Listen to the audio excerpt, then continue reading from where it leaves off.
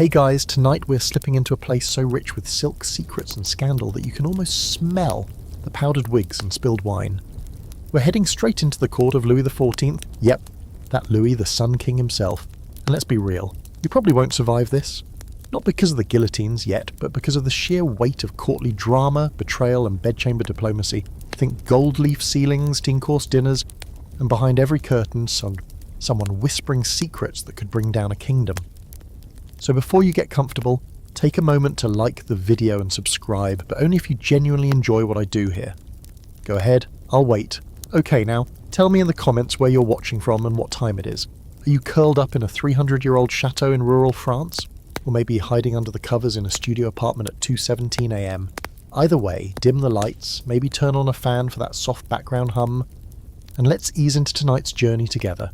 You arrive at Versailles at the very peak of its golden excess, a place where even the dust seems to shimmer with privilege. The scent of beeswax polish and expensive perfume drifts through hallways too grand for practicality. Candles flicker from chandeliers the size of small moons. Every surface glows, and in the eye of the storm, holding court with more power than some ministers is not just the king, but his favourite mistress. You'd think being a mistress meant lounging on velvet cushions, lazily feeding grapes to a monarch with a bad wig. But no, this is a role as treacherous as it is luxurious. You're watched constantly, praised and envied in the same breath. The wrong word in the wrong ear could ruin you by morning, which is why some of these women, cleverer than most statesmen, began to keep diaries. Not for romance, not even for revenge, but as proof, insurance, weapons. One of the earliest and most powerful was Louise de La Vallière. She didn't start out aiming for the crown's attention, she just happened to be in the room too often, a bit too quiet, a bit too lovely. And then one day, the king looked at her differently. That look spiraled into letters, meetings, and eventually, she was his. Her journal, if it still exists, would be priceless. The rumours say she wrote nightly, not about the romance, that faded fast, but about the deals, who whispered what, who threatened whom. The real Versailles, hidden behind mirrors and fans, but the real velvet claws didn't come out until Françoise Thénaïs, Marquise de Montespan, took the stage. Now she knew how to play. Witty, ruthless, and devastatingly aware of her power, Montespan didn't just attend the court, she orchestrated it. Entire policies seemed to shift depending on whether she smiled or scowled. She kept letters, diaries, and most chillingly, allegedly dabbled in poison and black mass rituals to keep the king's favour. One fringe tale claims that deep within the palace, she and a priest conducted ceremonies involving sacrificed animals and whispered prayers, not to God but to whatever force could keep her at the king's side. And it worked. For years she reigned, unofficially but undeniably. Louis even gave her apartments closer to his than the Queen's. Imagine being that powerful. But of course, power draws enemies like candlelight draws moths. Madame de Montespan, who presented herself as moral and religious, began a slow campaign of influence. She won over Louis's soul while Montespan still held his body. The transition from mistress to spiritual companion was slow but fatal. Montespan's diary, some believe, contains veiled references to Maintenon's manoeuvring, lines written like poetry but sharp as daggers. A dove in prayer is often just a hawk in disguise, one entry supposedly reads. Now here's where it gets slippery. We don't have those diaries. Not in full. Some burned, some stolen, some possibly fabricated entirely. But fragments exist. Scraps of parchment, marginal notes in books, letters never sent. Historians squint at them, argue over them. Was that really Montespan's handwriting? Did she mean him when she wrote, "The serpent smiles with velvet fangs"? Is it code, madness, or just gossip? That's the debate. Were these diaries the inner lives of brilliant, mistreated women, or were they political tools, shaped to influence future historians? Maybe both, maybe neither. That's the trap of bedtime history, or everything's a little hazy in the candlelight. But one thing is clear. Being a mistress wasn't just about silk sheets and stolen kisses. It was about survival. A wrong move could land you in exile, or worse, public disgrace. At Versailles, reputation was currency, and these women wielded it like swords. You had to charm not just the king, but his mother, his ministers, the queen, awkward, and an entire court trained to smile while plotting your ruin. One strange fact. Montespan's hairdresser kept a complaint book, documenting how often the Marquise threw things at her during fits of rage. Apparently scented combs hurt more than you'd think, but hey, occupational hazard. And here's a deeper undercurrent that scholars still chew on. Were these women complicit in the system, or quietly resisting it? Did they bend the rules to survive, or to change them? You sit by the firelight, leafing through what might be a page from Louise de La Valliere's diary, the ink brown and slanted, the wax seal broken centuries ago. It reads simply, "Tonight he loved me, tomorrow I will have to be clever again." Yeah, not exactly hearts and flowers stuff. The room darkens a little as you turn the page, shadows licking the corners. Somewhere a court musician practices a haunting harpsichord phrase that sounds like longing frozen in amber. You can almost feel the weight of the corset, the sharpness of court eyes, the hunger behind every whispered compliment. The mistress, whoever she was, sits across from you in the candlelight, not smiling, watching, waiting for you to understand what she risked and what she recorded, for whom. The diary closes in your hands. The pages smell like old roses and something metallic, ink maybe, or something darker. The ink is still wet in your mind when you step into the next chapter. A new mistress, a new game. Versailles may be a palace of golden mirrors, but behind the illusions, every affair was a negotiation. Tonight, you're not just eavesdropping on stolen kisses, you're witnessing the drafting of a bedchamber contract, metaphorical and sometimes literal. Because when a king gives you his heart, or at least some evening hours, what he's really offering is a deal. Power for pleasure, silence for status, loyalty for leverage. And you're going to see exactly how that unfolds, right down to the scratched out phrases in a hidden diary. Imagine this. You're in a drawing room just off the king's private quarters. Everything smells faintly of lavender, oil paint, and the wax used to polish the parquet floors to a mirror sheen. The woman seated in front of the mirror is young, nervous, and breathtaking, though not always in the way the court approves. Her beauty is unconventional. There's something sharp about it, something knowing. Her name is Marie-Angélique, and tonight, she's about to become part of history without even realizing it. She's adjusting her gown, one specifically chosen to walk the tightrope between demure and I know what I'm doing. The fabric clings in all the right places. A maid adjusts her powdered wig. A second smooths down the silver embroidery across her bodice. Meanwhile, in another room, nobles whisper her name as if tasting a new vintage. She's the king's latest favourite, and no one stays favourite for long. Her journal, hidden in a hollowed-out book of scripture, records tonight in cautious phrases. He asked if I feared God. I asked if he feared boredom. That's how these things start. Clever banter, a flicker of wit, and suddenly you're dining with ministers who once refused to look you in the eye. But here's the trick no one tells you. Once you've captured royal attention, you must now defend it against everyone else who wants it too. So the negotiations begin, usually without the king realizing they're happening. Marie-Angélique has already demanded better quarters, a title for her younger brother, and a small but powerful favour from the Minister of Finance, who just happens to owe her cousin money. She doesn't bring these things up directly, of course. They unfold in suggestions, in pillow talk, in half smiles over wine. By the time Louis agrees to them, he believes they were his idea. The diary notes it like this. Tonight he offered me a diamond necklace. I accepted it as a receipt. And that's the thing, gifts weren't just adornments, they were ledger entries. Each one marked another transaction, another promise. The diamond necklace isn't about love. It's a down payment on silence, or loyalty, or availability, depending on how late the candle burns. Some mistresses wrote their own contracts, not formal, not legal, but privately in detail. He must never see me weep, one diary reads. He must send me away when he no longer desires me, and he must do so with dignity, or I will destroy him. Imagine writing that by candlelight, your hair still smelling of lavender and regret.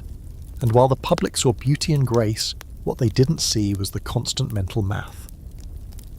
How many times could Marie-Angélique be seen with the king before the queen retaliated? Which ministers supported her rise, and which were waiting for her fall? Which duchess would start a rumour tomorrow morning at breakfast just to see if she flinched? Here's a bizarre little footnote. Some mistresses carried coded fans, painted with floral motifs but with hidden patterns, roses in odd numbers, butterflies arranged to spell out danger, fidelity, or revenge. It was a whole secret language fluttering through songs. One surviving example, believed to have belonged to a mistress of the Duke of Orleans, features 3 lilies drawn slightly upside down. Experts argue whether it means betrayal or an invitation. As you can imagine, the debate is heated. Academic papers have been published over this one fan. Scholars take their mistresses very seriously. But back to Marie-Angélique, who is now manoeuvring her way through the royal bedchamber like it's a battlefield, and it kind of is. Behind her in the shadows, former favourites linger, eyes sharp. One used to hold the same title, the same room, the same king, and now she passes Marie in the corridor without a glance, without a curtsy, but with a faint smile. The kind that says, "You'll be gone by winter," and maybe she will.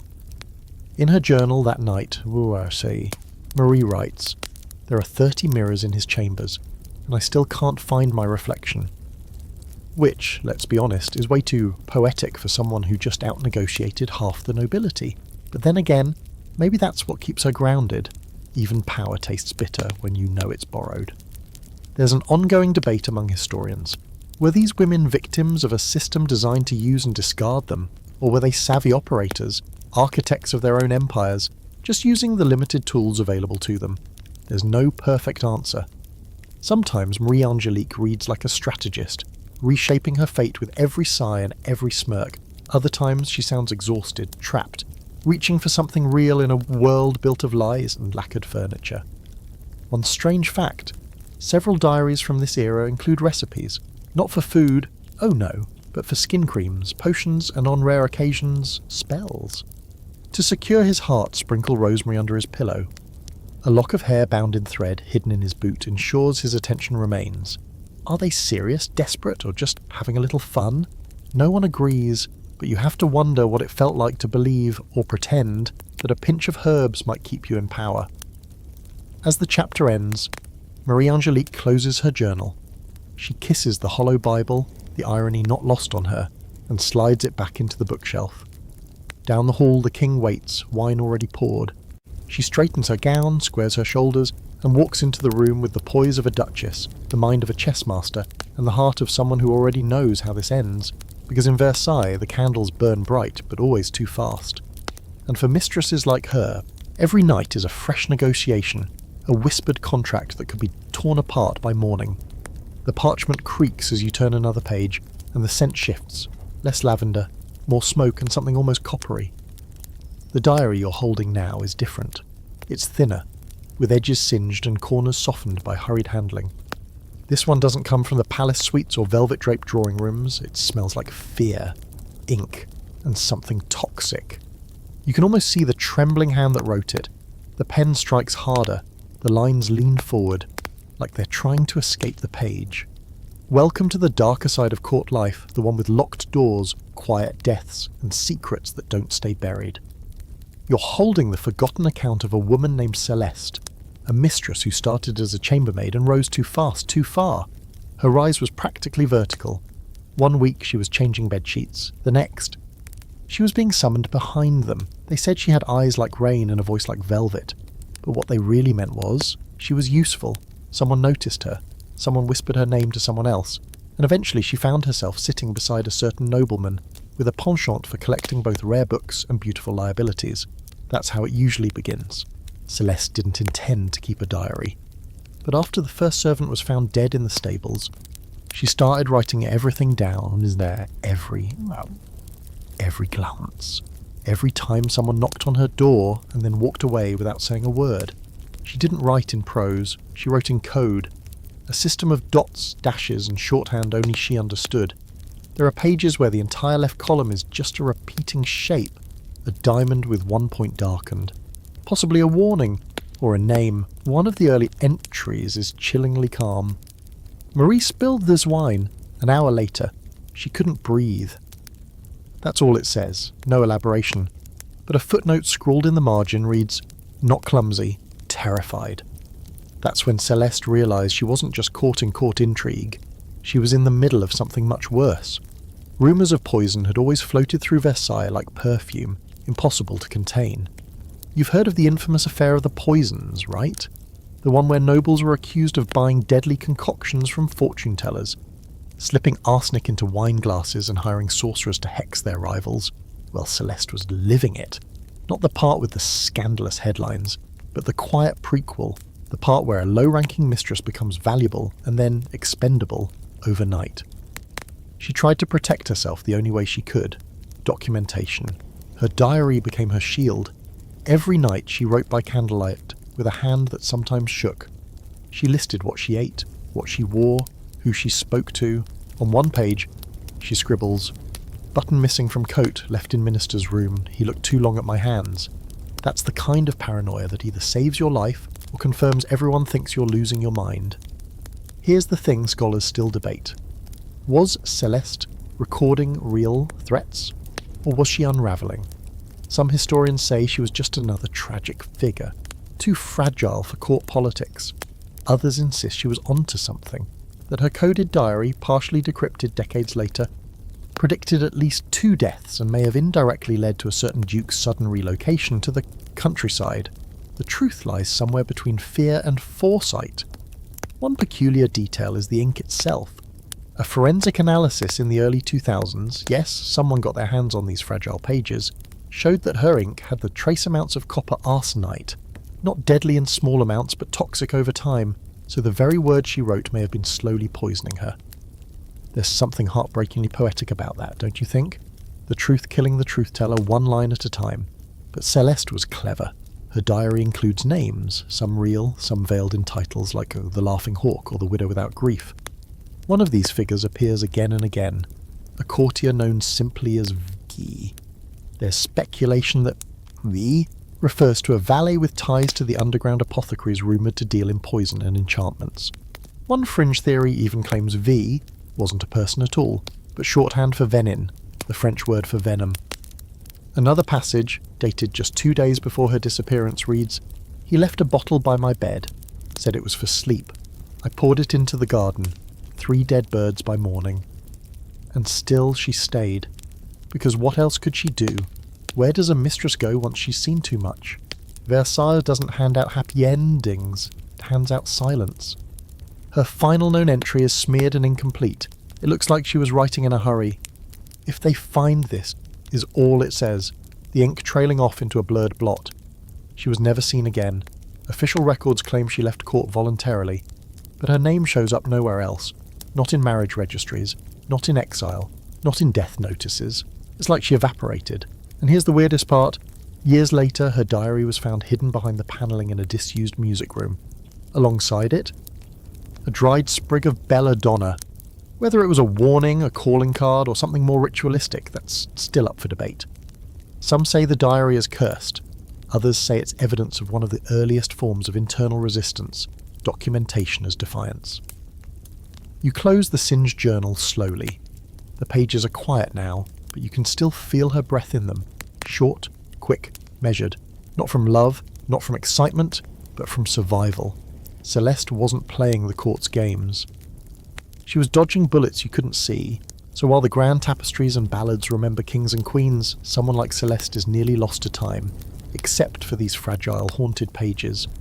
Her legacy is the most terrifying kind, a warning left behind, written in disappearing ink. The diary you're holding now is velvet-bound, heavier, and infused with pipe smoke and orange blossom. It smells distinctly masculine, oddly enough, like a gentleman's waistcoat left too close to a perfumed mistress. You open it, and the penmanship strikes you immediately. Elegant, assertive, and absolutely sure of its place in the world. This one doesn't belong to a frightened maid or a desperate survivor. No, this is the voice of a woman who knew exactly who she was sleeping with, and exactly how much power that gave her. Welcome to the court of Charles XVII of England. Yes, that Charles, the one they called the Merry Monarch. And his mistresses, they didn't whisper in the shadows. They strutted through the palace like they owned it. Because in some ways, they did.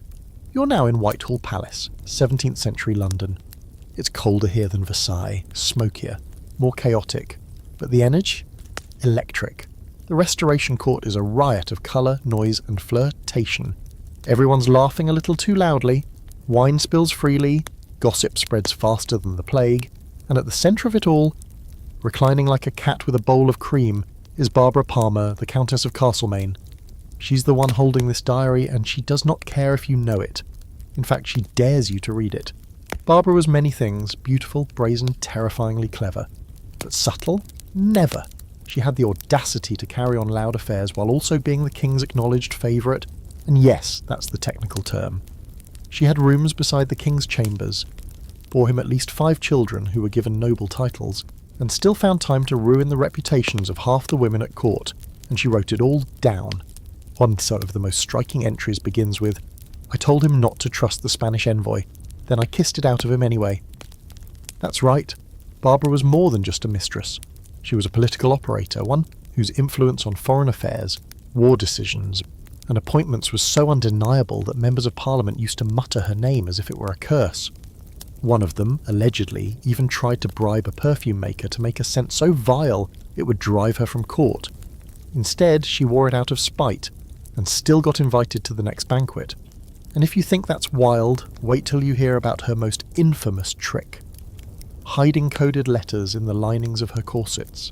In a twist so perfectly scandalous it almost seems fictional, Barbara allegedly passed political intelligence from Charles to his allies by stuffing messages between whalebones and lace.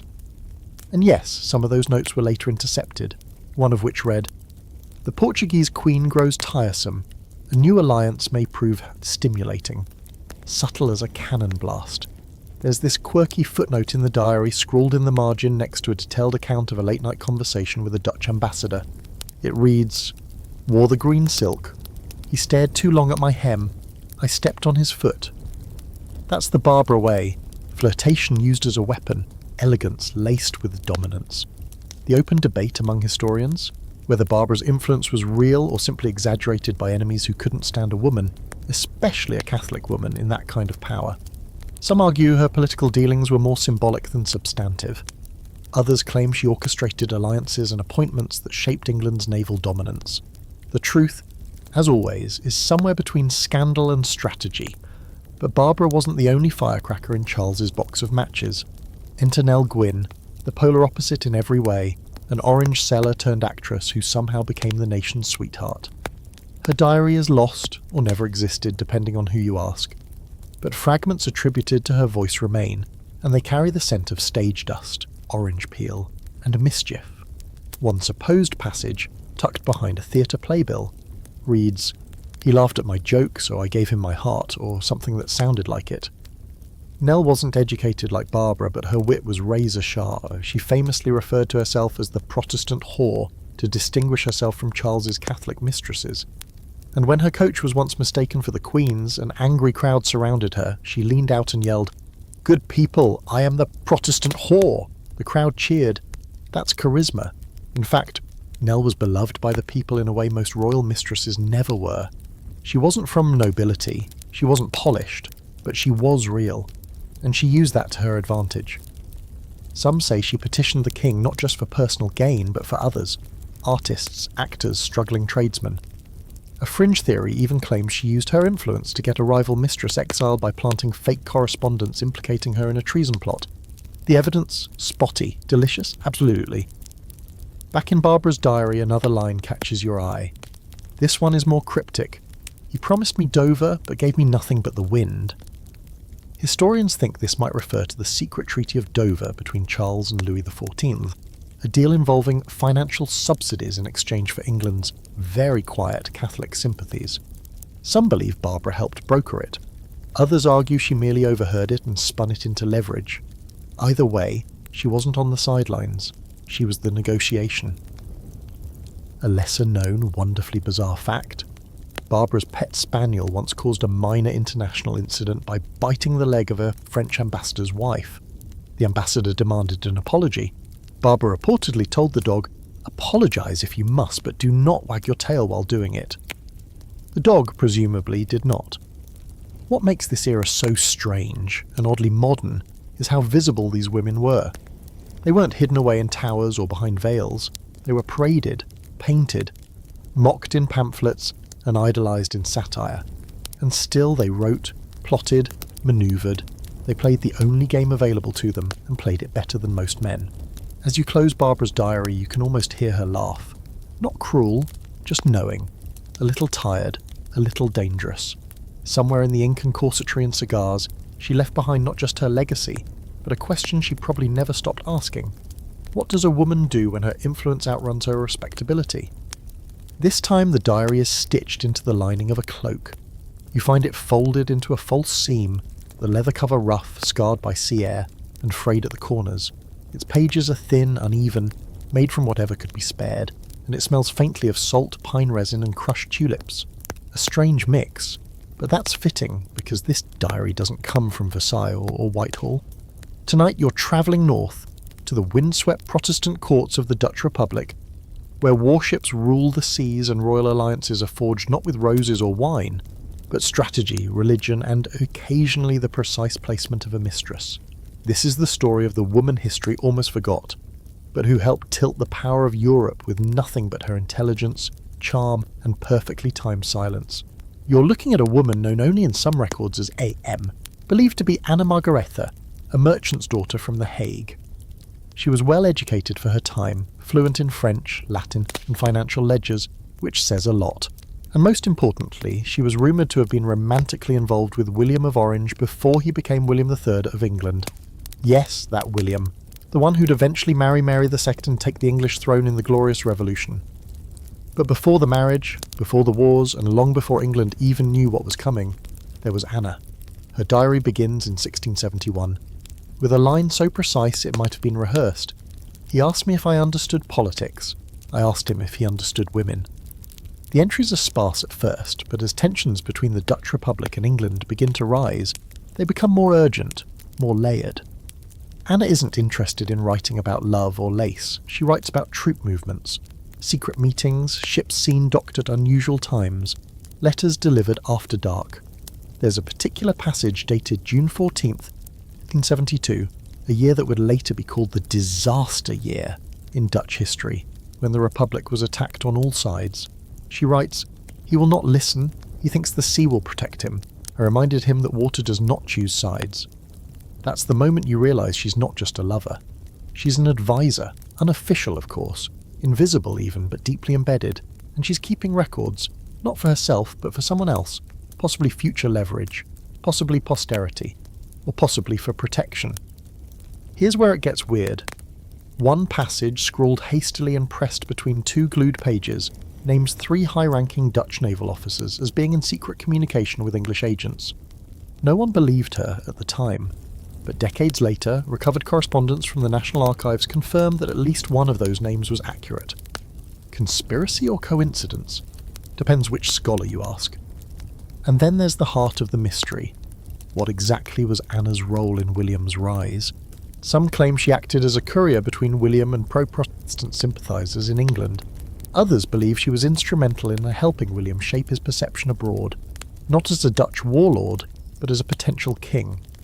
One marginal note in her diary reads, "Told him again, no one will follow a soldier, they will follow a saviour." Whether she meant it literally or as metaphor, that sentence surfaces again in a 1678 speech William gave to his advisers, almost word for word. But here's the twist. When William married Mary in 1677 to solidify his claim to the English throne, Anna vanishes from the records. Not just politically, physically. Her diary ends with a single sentence, written in nearly dry ink, as if she ran out mid-thought. She is very young. I hope he remembers his promises. The she is almost certainly Mary, and the implication is unsettling. So, what happened to Anna? One theory suggests she was sent away, quietly with a generous pension and a stern warning to never return. Another theory, more romantic, more tragic, claims she boarded a ship under a false name and died during a storm off the coast of Zeeland. Yet another argues she was married off to a minor noble and lived out her life in quiet bitterness. No one knows for sure. Her name disappears, but the diary, stitched into that cloak, survives. And here's a fun fringe fact for you. An old Dutch tavern song from the 1680s includes a mysterious verse about the tulip with no name, who whispers to kings and silences queens. Some believe it's about Anna. Most dismiss it as nonsense. But once you've read her diary, it's hard not to wonder. A more academic debate rages around her political influence. Was she merely a lover who happened to be literate and nosy? Or was she part of an informal but critical circle that shaped the Protestant resistance to Catholic monarchies across Europe? Scholars in the Netherlands still argue over the authenticity of her diary, especially the entries that seem too prescient. Some suggest they were added later, forged to boost William's myth. Others say that's exactly the kind of misogyny that erases women like Anna from history. Always clever enough to help, never clever enough to credit. One odd passage, likely intended for no one but herself, describes a recurring dream. I am standing in a cathedral. The choir sings in Latin. I am not invited to the front, but I am the one who wrote the hymn. It's not hard to see the symbolism. Anna's story is the story of so many royal mistresses. Invisible labour, erased contributions, a footnote if you're lucky, and yet her handwriting is right here. Her thoughts, scratched onto rough pages, still whisper across time. She saw the shape of an empire before the empire existed. She saw the cracks before they widened, and she knew that her position, intimate but disposable, was both her greatest weapon and her deepest curse. You close the diary slowly, feeling the weight of that cloak, and the salt still in its fibres. Somewhere across the sea, William prepares to cross the channel and claim his crown. But before he does, he turns, perhaps just once, and thinks of a girl who asked if he understood women, and who understood everything else. The room changes again. Gone are the draughty halls of European palaces, the ruffled sleeves and powdered wigs. Now the air is heavy, still, almost sacred. You're in the Forbidden City, deep inside the walls that once held the heart of an empire. This diary, tucked inside a silk pouch stitched into the lining of a crimson robe, feels warmer somehow. It smells faintly of sandalwood and plum wine, but there's something sharper beneath it. Incense? No. Ink. Old ink, soaked into bamboo paper, each stroke of the brush deliberate and precise. These entries aren't frantic or breathless. They're calm, chillingly calm. This is the voice of a woman who knew how to be invisible, and how to make invisibility a throne. Her name is Wei Lin, and she was a concubine of the Kangxi Emperor in the late 17th century. That's a big title. But don't let the romance of it fool you. Concubines weren't courtesans in floating silks, lounging in lily ponds all day. They were political pawns, sometimes spies, sometimes prisoners in luxury. And some of them, like Wei Lin, were far more dangerous than anyone suspected. She came from nothing. Her family owned a noodle shop near the outskirts of Suzhou, but her beauty and, more importantly, her composure caught the eye of a travelling magistrate. She was given as a tribute to the imperial harem, a common practice, cloaked in honour, soaked in sorrow. Girls were chosen for their beauty, but also their ability to endure. Once behind the vermilion gates of the Forbidden City, they disappeared. You didn't get letters from them. You didn't ask. They became part of the system, numbered, ranked and reshaped to fit the emperor's ever-shifting preferences. Wei Lin, ranked as a minor concubine, should have faded into the background, but she didn't. Her diary is written in classical Chinese, but the tone cuts through centuries, patient, observant, quietly acidic. One of the first entries reads, "The Empress drinks tea with 2 hands. I drink with 1. It is a test. I pass." You can picture her sitting perfectly still, gauging reactions from across the room, noticing which courtiers fidget, which servants sweat, which guards change positions slightly too often. She writes in metaphors, rarely naming anyone directly. The plum tree bends near the garden wall. Someone watches it from the shadows. That might be about a rival concubine. Or it might be about the eunuch who delivers letters between wings of the palace, letters no one's supposed to write. Either way, she's watching everyone, and she's recording everything. One entry is startling in its directness. "Today a servant girl who favoured me was beaten. She spilled oil on the robe of Lady Jen. I know it was no accident, or I will not forget." That girl's name, May, appears again several pages later, in a list of names Wei Lin is determined to remember. It's not a list of allies, it's a list of sacrifices. Here's a strange lesser-known fact about the Qing court. Concubines often trained in arts not just for entertainment, but for strategy. Poetry, painting, calligraphy, yes, but also the art of facial reading, subtle manipulation, even coded embroidery. Wei Lin's diary describes hours of flower arrangement, but there's one sketch included in the margins, an elaborate peony with an oddly shaped stamen. Some scholars believe it's a symbol from a secret harem communication system, with meanings depending on petal count and ink colour. Others call that theory wishful thinking. Still, the sketch reappears again, subtly different each time, like she's reporting changes in code. Wei Lin's real rise begins when she's selected to attend the Emperor during prolonged illness. Nothing official, she's not promoted, not acknowledged, but she's in his room every night for 2 weeks, and after that things change. Suddenly, her quarters are closer to the Imperial Gardens, her meals are upgraded, servants who once ignored her bow slightly deeper, and most importantly for all, Lady Jen, the powerful consort suspected of orchestrating May's beating, is abruptly transferred to a distant palace wing. No explanation given, no promotion, no fall from grace, just silence. Wei Lin's entry that night? Just 6 words. The plum tree blooms alone now, the open debate among Qing historians centers around just how much power minor concubines could realistically wield. Most argue very little. The emperor had dozens of consorts, official and unofficial, and real influence belonged to the empress and the dowager clans. But some suggest that during moments of uncertainty, illness, grief, war, concubines like Wei Lin could step into emotional vacuums and gain the emperor's ear when no one else could. There's a whispered story, unconfirmed and largely dismissed as court legend, that Wei Lin once overheard a plot to poison one of the emperor's sons. She reported it, not directly of course, but through a series of letters disguised as poetry, delivered through her calligraphy tutor. The plot was foiled, the son lived, no one was punished, but the tutor vanished. Wei Lin's diary is scant about this episode, except for one peculiar line. The inkstone cracked today. I let it. Scholars still argue whether that refers to her tutor or something else entirely. One quirky fact you probably didn't know: many concubines kept pet crickets, not for entertainment, but for companionship and sometimes coded communication. Different cages, placed at certain spots, could signal specific things. One entry in Wei Lin's diary mentions a cricket that sings only when the wrong person enters the room. Is she being poetic or strategic? Hard to say. As her entries progress, they become colder. She no longer writes about garden colours or silk shipments, she writes about dreams she doesn't trust. I dreamed of snow, but woke sweating. Someone nearby lies.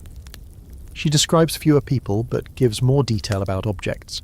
Jade pins, certain teacups, embroidery patterns, all of which could carry hidden meanings. It's like she's stopped trusting language entirely and is speaking in symbols.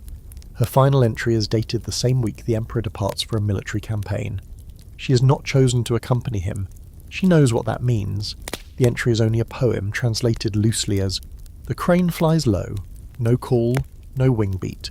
It simply disappears into the mist." No record of Wei Lin exists after that. Not in the official court logs, not in the clan records, not even a name. But her diary, discovered centuries later in the lining of a ceremonial robe gifted to a provincial governor, tells the story of a woman who mastered silence and used it to bend the air around her. You fold the pages slowly, feeling the stillness settle over you, like dust in a long-forgotten room. No wind, no whisper, just the knowledge that even in the most gilded cages, someone was watching, remembering, and quietly writing their way into eternity.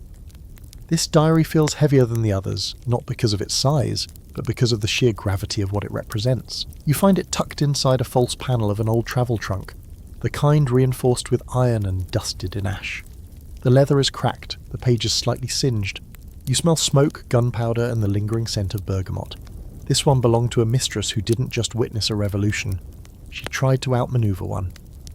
Welcome to the world of Pauline Fauré's, the woman they called Napoleon's Cleopatra. And no, that nickname wasn't subtle, but neither was she. Tonight you're riding through revolutions, betrayal, and French imperial ambition, one clandestine diary entry at a time.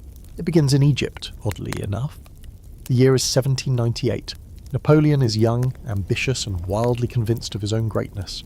He's already conquered Italy, and now he's dragging half of France's army across the Mediterranean to take on Egypt, not just militarily, but culturally. He's brought scientists, artists, historians, and one woman who wasn't exactly on the official passenger list. Pauline Fauré wasn't nobility. She was the wife of a cavalry officer. Clever, attractive, and fiercely independent, she managed to board the expedition disguised as a soldier, wearing a uniform, her hair tucked beneath a helmet. You almost admire the chaos of it. By the time anyone figured out the deception, it was too late. Napoleon had already noticed her. The diary opens with a line that sets the tone. He studies maps like he wants to seduce them. I prefer men who study me the same way. That's Pauline for you. Sharp-tongued, observant, and unafraid to place herself at the centre of power. Within weeks of arriving in Cairo, she was no longer Madame Forêt. She was simply Napoleon's mistress. Her husband was packed off and sent back to France, literally exiled by his wife's lover, and Pauline began living in a style that would have made Cleopatra blush. The silk, the gold, the portraits. Napoleon had her painted as an Egyptian queen, lounging on divans with a cobra-shaped bracelet on her wrist. The irony? Pauline didn't even particularly like Egypt.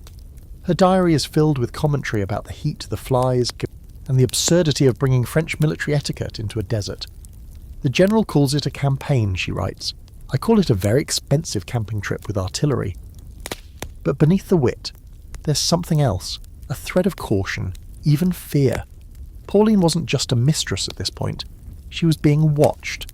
The French officers resented her power. The Egyptian locals viewed her as a curiosity or worse.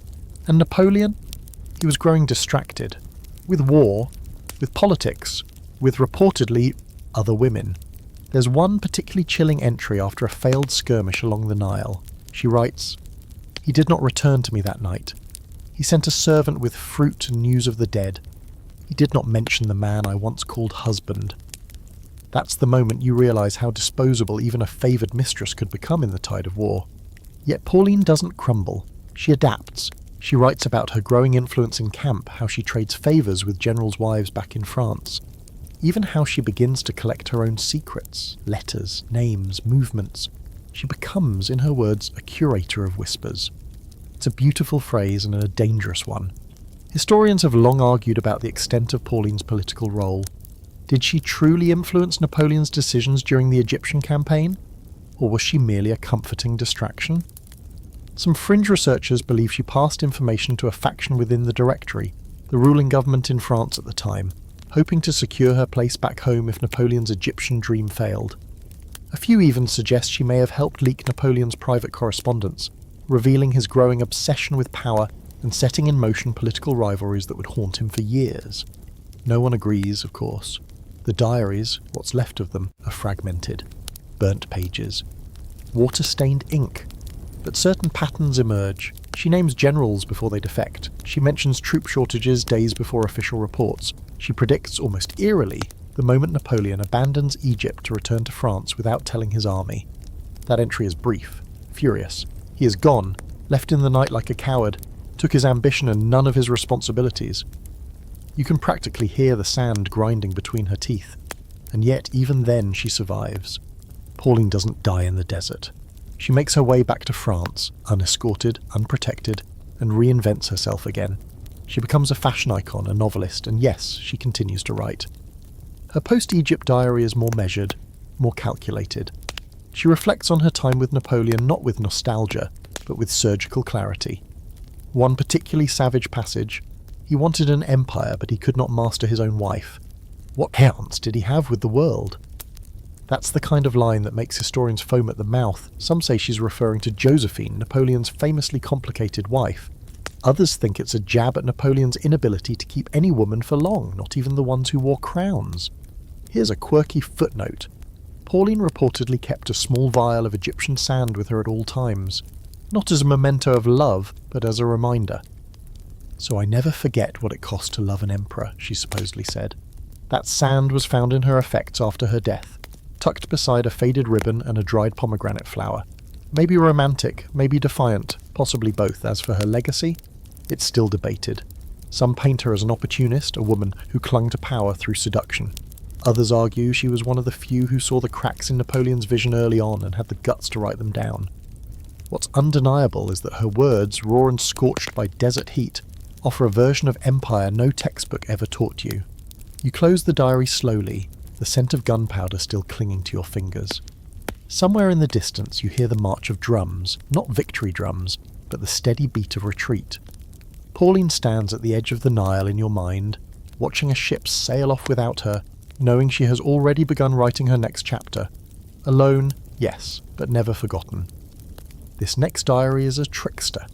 You find it disguised as a novel, bound in plain linen, shelved under a fake author's name, hidden among boring moral tales in the dusty back corner of a private library. You nearly overlook it, except the spine is too new, the paper too rich, and when you flip it open, the text stops halfway through a sentence. There, between 2 pages, stitched into the binding, you find the real diary. Small, handwritten, and furious. The scent is unmistakable. Ink, and more ink. No perfume, no powder, just quill scratches and candle soot. Whoever wrote this wasn't interested in looking pretty. She wanted to be heard, and tonight, you're stepping into the world of a mistress who never had a crown, never had an official title, and never wanted either, because she had something more dangerous, a pen. The diary belongs to Emily Fontenot, or rather, that's the name she used in print. We're not entirely sure of her birth name. Some say she was the daughter of a disgraced nobleman. Others think she was a merchant's child sent to Paris to learn bookkeeping. What's agreed upon is this. She became the ghostwriter for one of the most famous mistresses of the French court during the mid-18th century. She wrote the letters, the speeches, the confessions, but in secret she wrote everything else, and she kept a record that nearly blew the lid off court society. Her first diary entry is already dripping with sarcasm. Today, I wrote 3 letters, one to a duke pretending to be heartbroken, one to a lover pretending to be coy, and one to myself pretending I matter. That's her tone all the way through, dry, clever, too sharp for her own safety. Emily was hired by Madame de Varenne, a well-known mistress of a prominent member of the royal family, probably a cousin or brother of the king. De Varenne had the face and the charm, but not the education. Emily had the pen, and as time went on, she began shaping her employer's public persona like a novelist writing a character arc. Want to appear more demure this season? Emily added a melancholy tone to her letters. Want to seem politically aware? Emily inserted references to Greek philosophy and agricultural reform. Want to shame a rival? Emily ghost wrote the entire rebuttal and slid it into a satirical pamphlet read aloud at salons. But here's where it gets dangerous. Emily wasn't just recording these things. She was publishing them, fictionalized versions sold anonymously to the underground print shops in the Marais district. Her stories, serialized in slim, forbidden booklets, detailed the rise and fall of fictional courtesans who bore uncanny resemblance to actual mistresses of court. She changed the names, barely. One particularly damning episode described a nobleman gifting his lover a sapphire necklace days before a peasant uprising, and how she used the sapphires not to flee, but to bribe an officer to arrest her rival. A week after the story's release, the real mistress suspected of the incident was seen leaving court in disgrace. One entry reads simply, "Truth wears a powdered wig, fiction wears her bones." That's Emily for you, always balancing the scales of wit and venom. She didn't need a sword, her weapon was the press, and she wielded it like a scalpel. The scholarly debate here is fascinating. For years, historians assumed the pamphlets were written by bitter aristocrats or moral crusaders. Only recently did linguistic analysis link them to Emily's diary, now housed, very quietly, in a restricted archive in Lyon. Even now there's academic resistance to acknowledging a mistress's ghostwriter as the author of some of the most influential political satire of the pre-revolution era. Because let's face it, history loves a woman with a corset, less so with a printing press. One especially memorable entry details the morning Emily was nearly caught. A courier brought the wrong draft to Madame de Varenne, a satirical version Emily had written as a joke, mocking the Duchess's latest attempt at poetic flirtation. The mistress read it aloud without realising it was a roast. Emily watched in horror, waiting for the explosion. Instead, the Duchess burst into laughter and said, "This is the best thing I've ever written." That evening, the letter was sent unedited. But Emily knew the walls were closing in. "They don't like clever women," she wrote. "They like the idea of clever women, as long as the cleverness is charming and quiet," so she made a plan. Her last entries become frantic, filled with travel notes, names of sympathetic printers, and finally, this chilling line, "If this page is torn, I'm dead or pretending to be." The page is still intact, but no one knows what happened to her. There's a fringe theory, and it's irresistible, that Emily faked her death and re-emerged under a different pseudonym in the early revolutionary press. Some believe she contributed to a radical feminist newspaper that advocated for women's rights in 1790. The writing style is suspiciously similar. Dry wit, surgical phrasing, and one favourite line repeated nearly verbatim. They gave us ribbons. We took knives. And here's a charmingly bizarre fact. In one of her entries, Emily describes sending a lover a coded message baked into a marzipan rose. He only understood the almond. The rest was wasted, she quips. Allegedly, she once tried to start a satirical cooking column under yet another alias, but it was pulled after just 2 issues, possibly too much arsenic in the punchline. What remains of her diary is more than a record. It's a blueprint. Emily mapped the whole system, the performances, the masks, the carefully choreographed humiliations, and tore it apart, word by word. She may have never had a throne, but she had something far more subversive, a voice that people read and whispered about in secret, and sometimes believed. As you close the hidden pages and reshelve the faux novel, you feel a faint sense of mischief in the air. Like Emily is still watching, still editing, still correcting history one snide sentence at a time. Somewhere in the shadows of an old salon she's sipping wine and smirking, knowing full well that while kings were crowned and beheaded, her words, her dangerous, delicious words, outlived them all. You almost miss this one entirely. It's not in a palace, or a trunk, or stitched into silk. It's behind a false wall in a monastery. Yes, a monastery. And hidden inside a hollowed-out hymnal. The binding is brittle, the cover dusted with gold leaf that flakes at the touch. But inside, the pages breathe something entirely different. Roses, ink, candle wax, and regret. This is the diary of a woman who should never have existed, not in the records, not in the sacred halls of the church, and certainly not in the bed of a cardinal. Welcome to the Vatican's softest secret. The mistress no one dared admit. Her name, if it was hers at all, was Vittoria, a peasant by birth, a laundress by trade, and eventually a shadow. Her path into the Vatican began with her singing voice, low and golden, the kind that made men pause with full goblets in mid-air. She was hired to sing at private services, unusual for a woman, but not unheard of, especially when certain cardinals had more liberal ideas about aesthetics. It didn't take long before one of them noticed her. Cardinal M, she calls him in the diary. She never gives his full name, perhaps out of fear, perhaps out of loyalty, or perhaps because in her mind he stopped being a man and became something else, something abstract and dangerous. Her first entry is heartbreakingly restrained. He held my wrist longer than needed. I did not pull away. That's how it begins. Small choices that snowball into impossible consequences. 1 week later, she's no longer singing for the mass. She's in his private residence, arranging flowers she never asked for and being served figs in silence.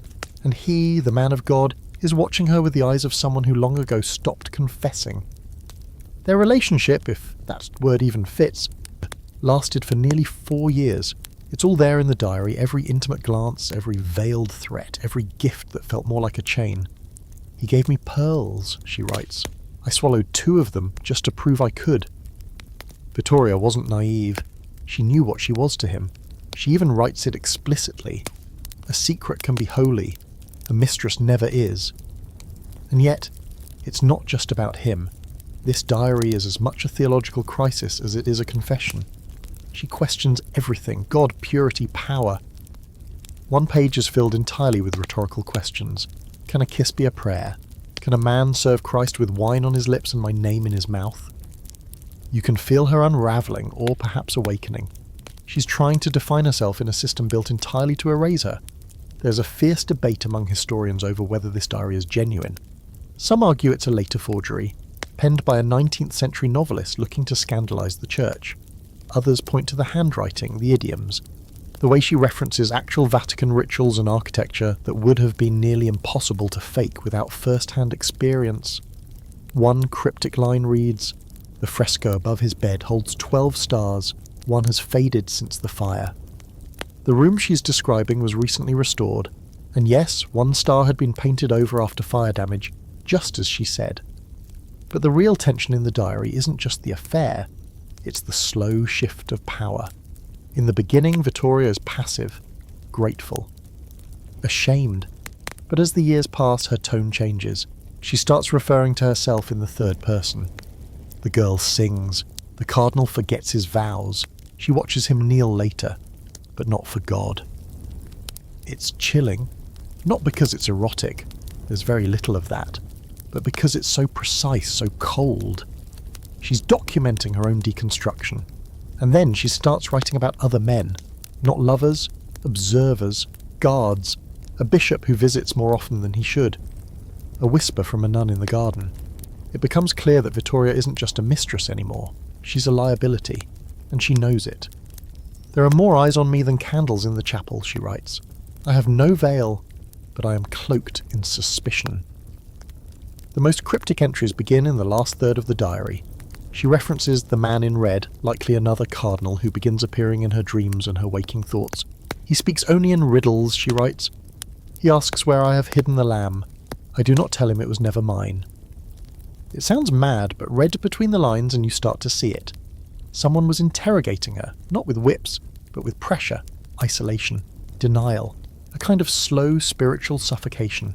There's a fringe theory, and you know how we love those, that Vittoria was part of a secret inner circle of mistresses who exchanged information from inside the church, that they used coded prayers, candle patterns, even the positioning of choir members to pass messages.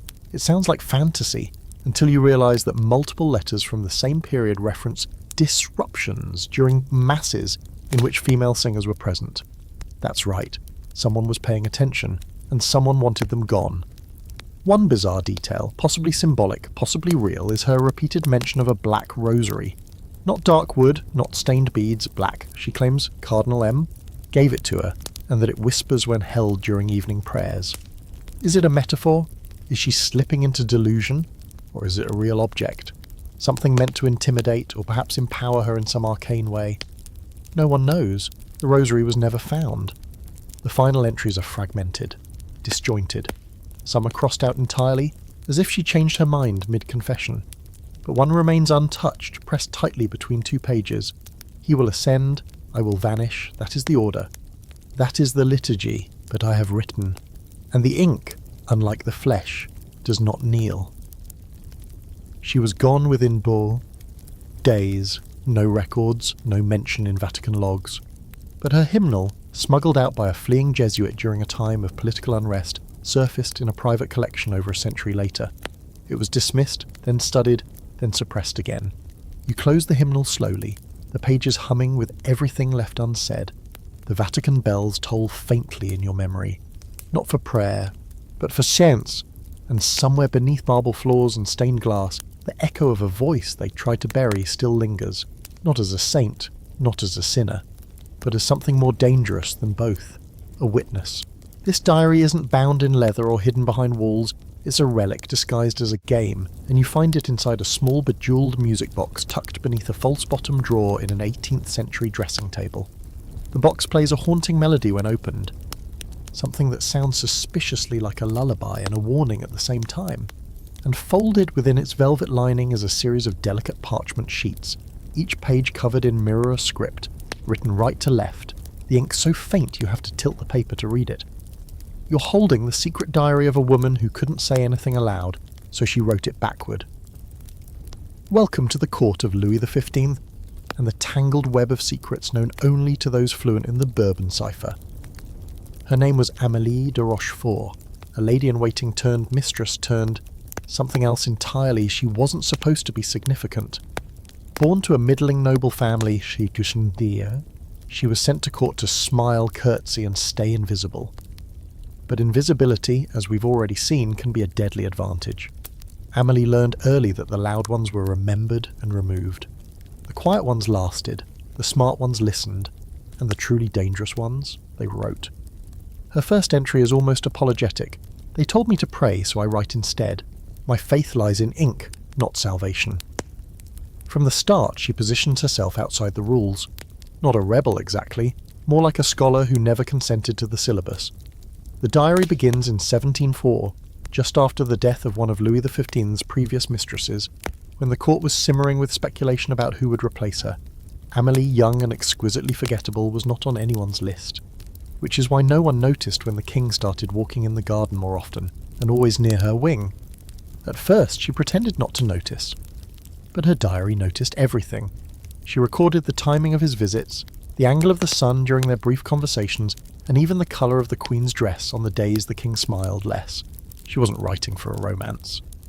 She was creating a map of emotional terrain, one where every shift in tone or timing revealed more than official decrees ever could. Soon she was no longer pretending. She was summoned quietly to one of the less trafficked salons. No servants, no ceremony, just wine, candles, and the king. After that night, her entries changed tone. He asked me what I wanted. I lied. I said nothing. Amélie never publicly became maîtresse en titre, the official mistress, but she didn't need the title. She operated in a liminal space, a mistress by access rather than proclamation. That made her even more dangerous. She had the intimacy, the proximity, and none of the scrutiny.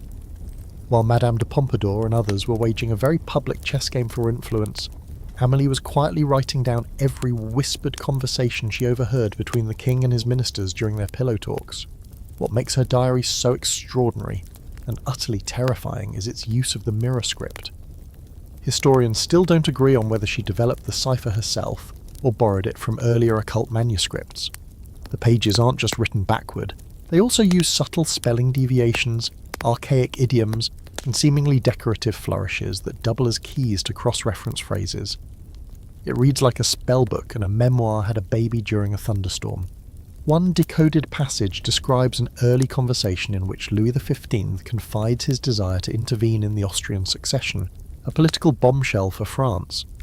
But more shocking is the sentence that follows. He doubts his generals, he trusts the girl who listens. The implications, massive. If this is real and not a later forgery, Amélie may have been advising the king in minor, informal ways, suggesting shifts in alliances or tones in letters, nudging the narrative from behind a fan and a smile.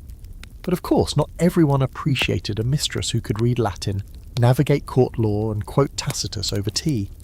Jealousy brewed, not just from the other mistresses, but from the male courtiers who found her intellect unsettling. One entry notes, "The Duc d'Aiguillon watched me today as if I had insulted his bloodline. Perhaps I did, by daring to think." Soon, subtle pressures began to mount. Her quarters were moved. Letters she had written vanished. She was warned, once, indirectly, through a note tucked into a basket of pears. Ripen too fast, and you rot. Charming. And then there was the party. It sounds almost ridiculous. A masquerade ball at Versailles, everyone in powdered wigs and glittering masks. But something about that night left a mark on Amélie. And not just metaphorically. She describes it in excruciating detail. The scent of lilac candles, the way the music slowed when she entered the room, and the mask Louis wore, silver with a single blue feather. They danced. She smiled. And then someone whispered something into her ear that made her drop her wine glass. The diary never reveals what was said. Just this. After that, I stopped sleeping near the window. It's the kind of sentence that drips with implication. Here's where the debate explodes. Some scholars believe Amélie was eventually blackmailed by foreign agents, most likely Austrian or Prussian due to her proximity to state secrets. Others think the entire diary is a fabrication, composed decades later by a frustrated noblewoman whose own family had been denied court favour. Still others argue the diary's authenticity is irrelevant. The fact that it circulated privately among courtiers for over 50 years means it shaped perception. Regardless of truth, there's even an account of Marie Antoinette reading excerpts of the diary aloud at a gathering, laughing until someone asked if the woman had ever been caught. The Queen apparently grew quiet and said, "No, but they say she caught everyone else." One quirky detail found in the final pages, a miniature drawing of a chessboard, but not all the pieces are standard. The Queen is replaced with a pair of eyes, the bishop is a mirror, the knight is a rose with thorns. The caption underneath, "The game is only fair when no one sees the board. Make of that what you will." The final entry is dated just days before Amélie disappears from all records. It's not a farewell, it's a warning. When words become dangerous, hide them in music. When ink betrays you, bleed backward. And then, nothing. The diary ends. No trace of her after that, no burial records, no transfer of property, just absence deliberate and complete. You gently close the parchment sheets, tucking them back into the music box. The tune plays again, soft, it is sad, unhurried. You let it finish, then sit there in the hush, wondering how many more secrets are still written backward in plain sight. Somewhere out there, a woman wrote herself out of existence to protect what she knew. or to control what others would never understand. This diary doesn't feel like the others. It isn't hidden in satin or tucked beneath floorboards. It's carried, folded, small, pressed close to skin, and sealed with wax, as if its owner knew every word was a risk. You find it inside a hollowed snuff box wrapped in linen and scorched around the edges. It smells of tobacco, old leather, and something sharper, like secrets bled into the page. This one belongs to a mistress who didn't just fall into power. She ran toward it with open arms and weaponized affection like espionage. You're in 18th century Vienna now, behind the cold marble corridors of the Habsburg Empire, where powdered wigs cover twitching minds and sweet nothings are sent across borders coded as love letters. Tonight, you're following the trail of a woman who went from royal lover to spy by choice, not accident. Her name was Liesel Baumgartner. Born into a wealthy merchant family in Salzburg, Liesel was educated beyond what was fashionable for a woman. She read French literature, understood military maps, and spoke 3 languages by the age of 15.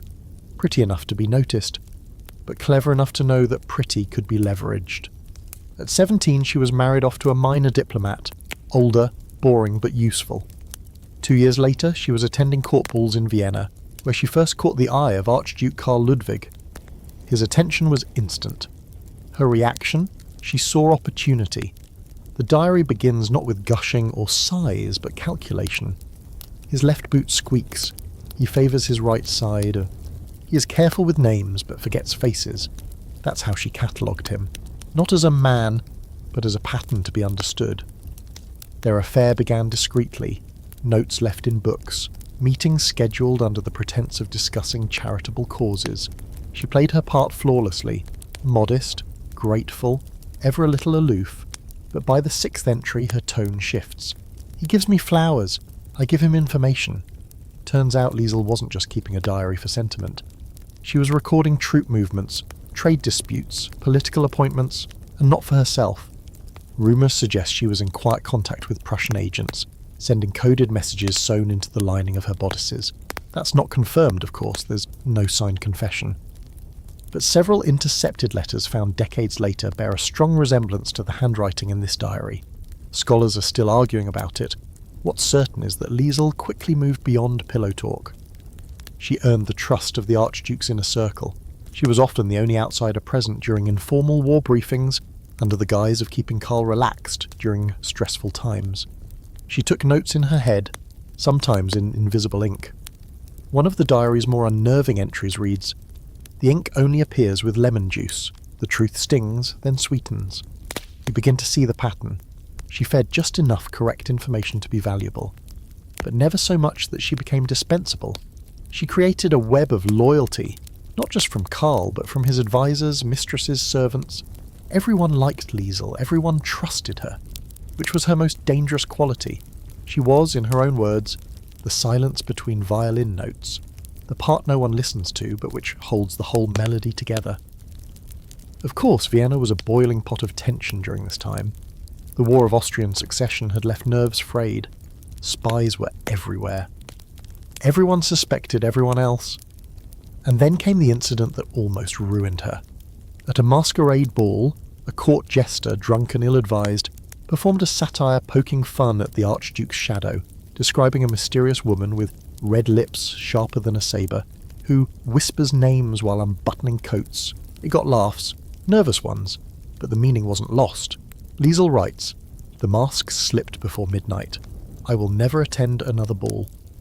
After that, the whispers grew louder. One noblewoman accused her of possessing too many maps for a woman. Another claimed she once saw Liesel taking notes on a napkin in Latin during an opera. Ridiculous, yes, but dangerous. In court, perception kills faster than daggers. There's a passage that might explain how she survived. Truth makes enemies. Affection makes fools. I choose affection. Liesel doubled down on her role as the perfect mistress. She staged fainting spells. Let herself be painted more often. Sent overly sentimental letters laced with coded lines. One such letter, kept in the diary, reads like love poetry, until you notice the first letter of every line spells out "Shipments move east Thursday." Historians call this period her invisible reign. While she held no title, no property, and no recognised power, The ripples of her presence shaped multiple minor treaties and at least one cabinet dismissal. A historian once described her as a footnote that rearranged an empire. Another called her the unrecorded hinge on which Austrian diplomacy turned. The truth probably lies somewhere between admiration and unease. The strangest fact buried in the diary? Liesl kept a list titled Names to Leave Behind. It includes 14 names. Some are crossed out. Scholars believe this list includes lovers, contacts, and even spies she may have betrayed or sacrificed to protect her position. There's one name on the list, Anna, that is neither crossed out nor explained. Possibly a friend, possibly a sister, possibly her real name. The rest is guesswork. There's also a chilling line near the end. I do not need to be remembered. I only need to be read. That single sentence has sparked entire essays about the ethics of memory, particularly when it comes to women who lived at the edge of visibility, pulling strings from shadows. Her final entry isn't written in words, it's a sketched map. No labels, just a route through a forest, a few small landmarks, and a single black dot near a river. No explanation is given. But weeks after that entry, Liesl disappears, vanishes. Some say she fled to Prussia, others believe she was quietly arrested and sent to a convent under an alias. One persistent rumour claims she died during childbirth. And the child was adopted by a prominent Viennese family, possibly explaining why certain elite names suddenly acquired obscure royal connections. The diary, found decades later hidden in the snuff box, became a lightning rod for academic fights and political fiction. Some called it a hoax, citing its dramatic tone and unbelievable details. Others pointed to cross-referenced letters and cryptographic evidence as proof that Liesl not only existed but shaped policy more than any official advisor of the time. But the best part? The diary doesn't care what they think. It's just there, telling its truth. You hold the last page in your hand, feeling the crinkle of time and risk. Liesl didn't want the statues. She didn't want portraits. She wanted the story read. And now you've read it. Somewhere in the candlelit corners of Vienna, a woman once smiled and nodded while moving pieces on a board no one else could see. This diary is hidden in plain sight. Not in a book, not in a drawer, not behind a painting. It's carved, painstakingly, obsessively, into the walls of a private boudoir, word by word, like prayers or curses, or both. Tiny script, shallow but precise, following the curve of moulding and dancing around ceiling beams. Someone traced every letter with a fingernail, or a pin, or the sharpened end of a hairpin. You step inside the room and it whispers at you before you even know what you're looking at. Welcome to St. Petersburg, under the long, glittering shadow of Imperial Russia, where tonight's mistress wore her diamonds like shackles and slept with one eye open, even in a palace built for dreams. This is the story of a woman who was gifted everything but freedom. Her name was Katya, short for Ekaterina Mikhailovna Berezina, a merchant's daughter turned royal companion to one of the lesser-known Romanovs, Grand Duke Alexei, not a Tsar, not a reformer, not a monster exactly. Just another man with too much money and too few rules. He met Katya in a theatre, naturally, where she was performing, not as an actress, but as a singer in a chamber choir. She had a voice like snowfall, soft and precise. He became obsessed immediately. Within a month, she was moved into the Winter Palace under the ambiguous title of private guest, which everyone understood meant mistress. But here's the twist. Katya never wanted that role. She never wanted to seduce or flatter or maneuver. She wanted to compose music, that's all. Her first entry, scratched into the panelling behind her mirror, reads, "I sang for joy, now I sing for silence." The arrangement was opulent. She was given rooms with carved ivory doors, furs from Kazan, silk imported from France. But she was not allowed to leave without a chaperone. Her letters were monitored. Her music compositions, her real passion, were reviewed, edited, and sometimes destroyed. It was less a gift than a velvet-wrapped cage. She writes, "When he presses diamonds into my hand, I feel their weight in my lungs." Over time, the carvings become more pointed. She starts documenting the number of guards who change shifts outside her wing. She counts the clicks of their boots. She memorizes the codes sewn into the upholstery, Tsarist symbols woven discreetly into patterns that reek of control. She begins to write not just about her own confinement, but what she hears from beyond the curtains. Political arguments, changing alliances, and the slow unravelling of the empire. One etched note reads, "They whisper of reform while toasting to autocracy. A revolution begins not with a scream, but with someone holding their breath too long." It's both poetic and eerily prescient. Some scholars argue that Katya was more than a mistress, that she was a political prisoner, disguised by jewels. A few claim she attempted to influence the Grand Duke, urging him to soften policies and promote humanitarian reforms. There's no official record of this, of course, but her writings suggest she was in the room for more than just company. She references meetings with military advisors, late-night discussions about serfdom, and once, ominously, they asked if I'd seen the blueprints. I said, "Oh, too." But I had. What blueprints? Of what? No one knows. One of the more fringe theories, though compelling, is that Katya began composing coded music. Symphonies with offbeat rhythms, silent bars and layered harmonics that contained secret messages. A few pieces attributed to anonymous female composers of the time bear strange markings, including tiny notations that could be read as ciphers. One song, The Sleeping Birch, features a refrain that repeats precisely 17 times, a number associated with an attempted assassination plot against the Tsar. Coincidence? Maybe, maybe not. What makes Katya's diary even more chilling is how often it returns to the idea of being watched, not just by guards or servants, but by portraits. She describes the painted eyes of Romanov ancestors on the walls of her chamber, watching her as she dresses, as she eats, as she lies awake at night. She writes, "They blink when I hum the wrong tune. You want to dismiss it as paranoia, and then you read about the peepholes, yes, peepholes. Behind the gilded moulding of her bedroom, a later investigation uncovered a series of small, pin-sized holes bored into the wood, perfectly placed to spy on the room from a service corridor. No one admitted who had them installed. Katya likely never knew for sure, but she suspected. And her diary makes it clear, I perform for an audience that never claps." There's one particularly brutal entry carved into the baseboard near her fireplace. It reads, "He told me the cold keeps the body pure. I told him I was born in winter. I've never been pure." That sentence has been quoted in memoirs, doctoral theses, even scrawled in pencil across protest signs during Soviet-era women's marches. Katya never got to scream, but her words echo like footsteps in a silent corridor.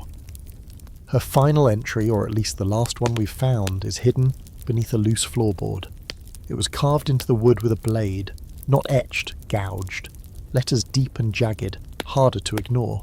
It simply reads, "When I vanish, play my music, it knows who I was. She did vanish.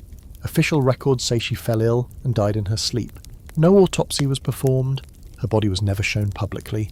Her belongings were distributed quietly. Some say she was poisoned by a jealous rival. Others whisper she was sent to a convent in Siberia. And of course the romantic theory, the one people like best, is that she escaped under cover of snow, aided by a sympathetic servant, and lived the rest of her life under a new name, composing music in secret." One strange fact, a piece of music published 2 decades later under the pseudonym K.M. Berezkov bears uncanny similarity to the unfinished scores Katya left behind. The harmonies, the time signature, even the minor key progressions. Coincidence? Plagiarism? Or survival? You leave the boudoir and its scratched walls behind, the air heavy with snow and secrets. Somewhere in the frostbitten distance a melody plays faintly, a tune that doesn't quite resolve, like a story that refuses to be finished. And maybe that's the point. Maybe Katya was never meant to be remembered by name or portrait, but by something much harder to destroy, the sound of her voice buried in wooden music. This one arrives masked, quite literally. You find it tucked inside the lining of an elaborate Venetian carnival mask, hidden behind layers of satin and papier-mâché. The mask itself is faded now, one of those long-nosed Dottore della Peste styles, once worn for drama, anonymity, and a fair amount of political mischief. The diary pages inside are cut thin, accordion folded, and soft with age. They smell of grease paint, rosewater, and a hint of salt air. As you unfold the pages, the room shifts again, and you're no longer in a palace, you're in Venice. Not the one tourists know, but the shadow Venice. The Venice of secrets whispered behind fans and masks, where the line between performance and conspiracy was paper thin. This is the story of a mistress who didn't belong to a king or an emperor, but to a city, and for a brief shimmering time she almost owned it. Her name was Isabetta Contarini. Yes, that Contarini, one of the ancient noble houses, though by her lifetime in the early 1700s, the family was slipping quietly into debt and irrelevance. Isabetta, however, was not built for quiet decline. She was a courtesan by training and a spy by inclination, a woman who understood from the moment she wore her first mask that power in Venice wasn't held in bloodlines. It was held in secrets, and the person who controlled the letters controlled the city. Her diary opens with a whisper disguised as a joke. He asked if my lips were painted. I said yes, with other people's confessions. This was not vanity, it was foreshadowing. Because Isabetta's real gift wasn't seduction, it was acquisition. Information, mostly. Gossip, names, letters, deals made over too much wine. She knew the Doge's sleeping habits and which merchant princes were bribing Turkish diplomats before anyone else did. And she wrote it all down. Her role as a mistress was fluid, never official, never declared. She was connected to a senator, then a bishop, then the head of the arsenal, the Venetian Navy's crown jewel. But none of them really owned her. That's what made her dangerous. She was never in anyone's pocket long enough to become predictable, and so they underestimated her, even as she was recording their sins in mirrored script on pages thinner than rice paper. Isabetta's diary reads like opera. Dramatic, grand, occasionally absurd, and always with a razor under the lace. She writes, "At the masquerade he wore a mask of honesty, and I wore honesty like a mask." The kind of line you want to laugh at until you realise how terrifyingly true it is in her world. One of her most vivid entries describes a night during Carnival, when she was summoned to a masked gathering on a barge floating down the Grand Canal. The invite came with a single white feather. Inside, masked figures drank, bargained, and danced beneath lanterns shaped like saints. One of them slipped a scroll into her bodice, sealed with the wax crest of the Council of Ten, Venice's shadowy ruling body. She doesn't say what was written on it, but 2 weeks later, a powerful judge was found poisoned in his villa. The diary offers no confession, just this. A city of water leaves no footprints, only ripples. Historians debate whether Isabetta was truly involved in political espionage or simply an opportunist with excellent timing. Some letters attributed to her handwriting suggest she sold information to both Venice and its rivals, Austria, France, even the Papal States, whichever would pay better. Others believe she was a double agent for the Council of Ten itself, gathering information under the guise of pleasure. She was never arrested, never accused formally of anything, which in Venice usually means either you were innocent or untouchable. There's one passage in her diary that's been the subject of entire books. It's dated just before the infamous silver letter incident, a mysterious document that surfaced accusing several Venetian nobles of conspiring to sell ship schematics to foreign agents. Isabetta writes, "Silver tarnishes quickly, so do men. The ones who polish their honour most fiercely are always hiding the worst reflections." The letter led to the quiet fall of 3 senators and a reform in the arsenal's security policies. No one ever discovered its true author. But many believe she knew more than she admitted, or more than she dared to write. One of the more peculiar facts?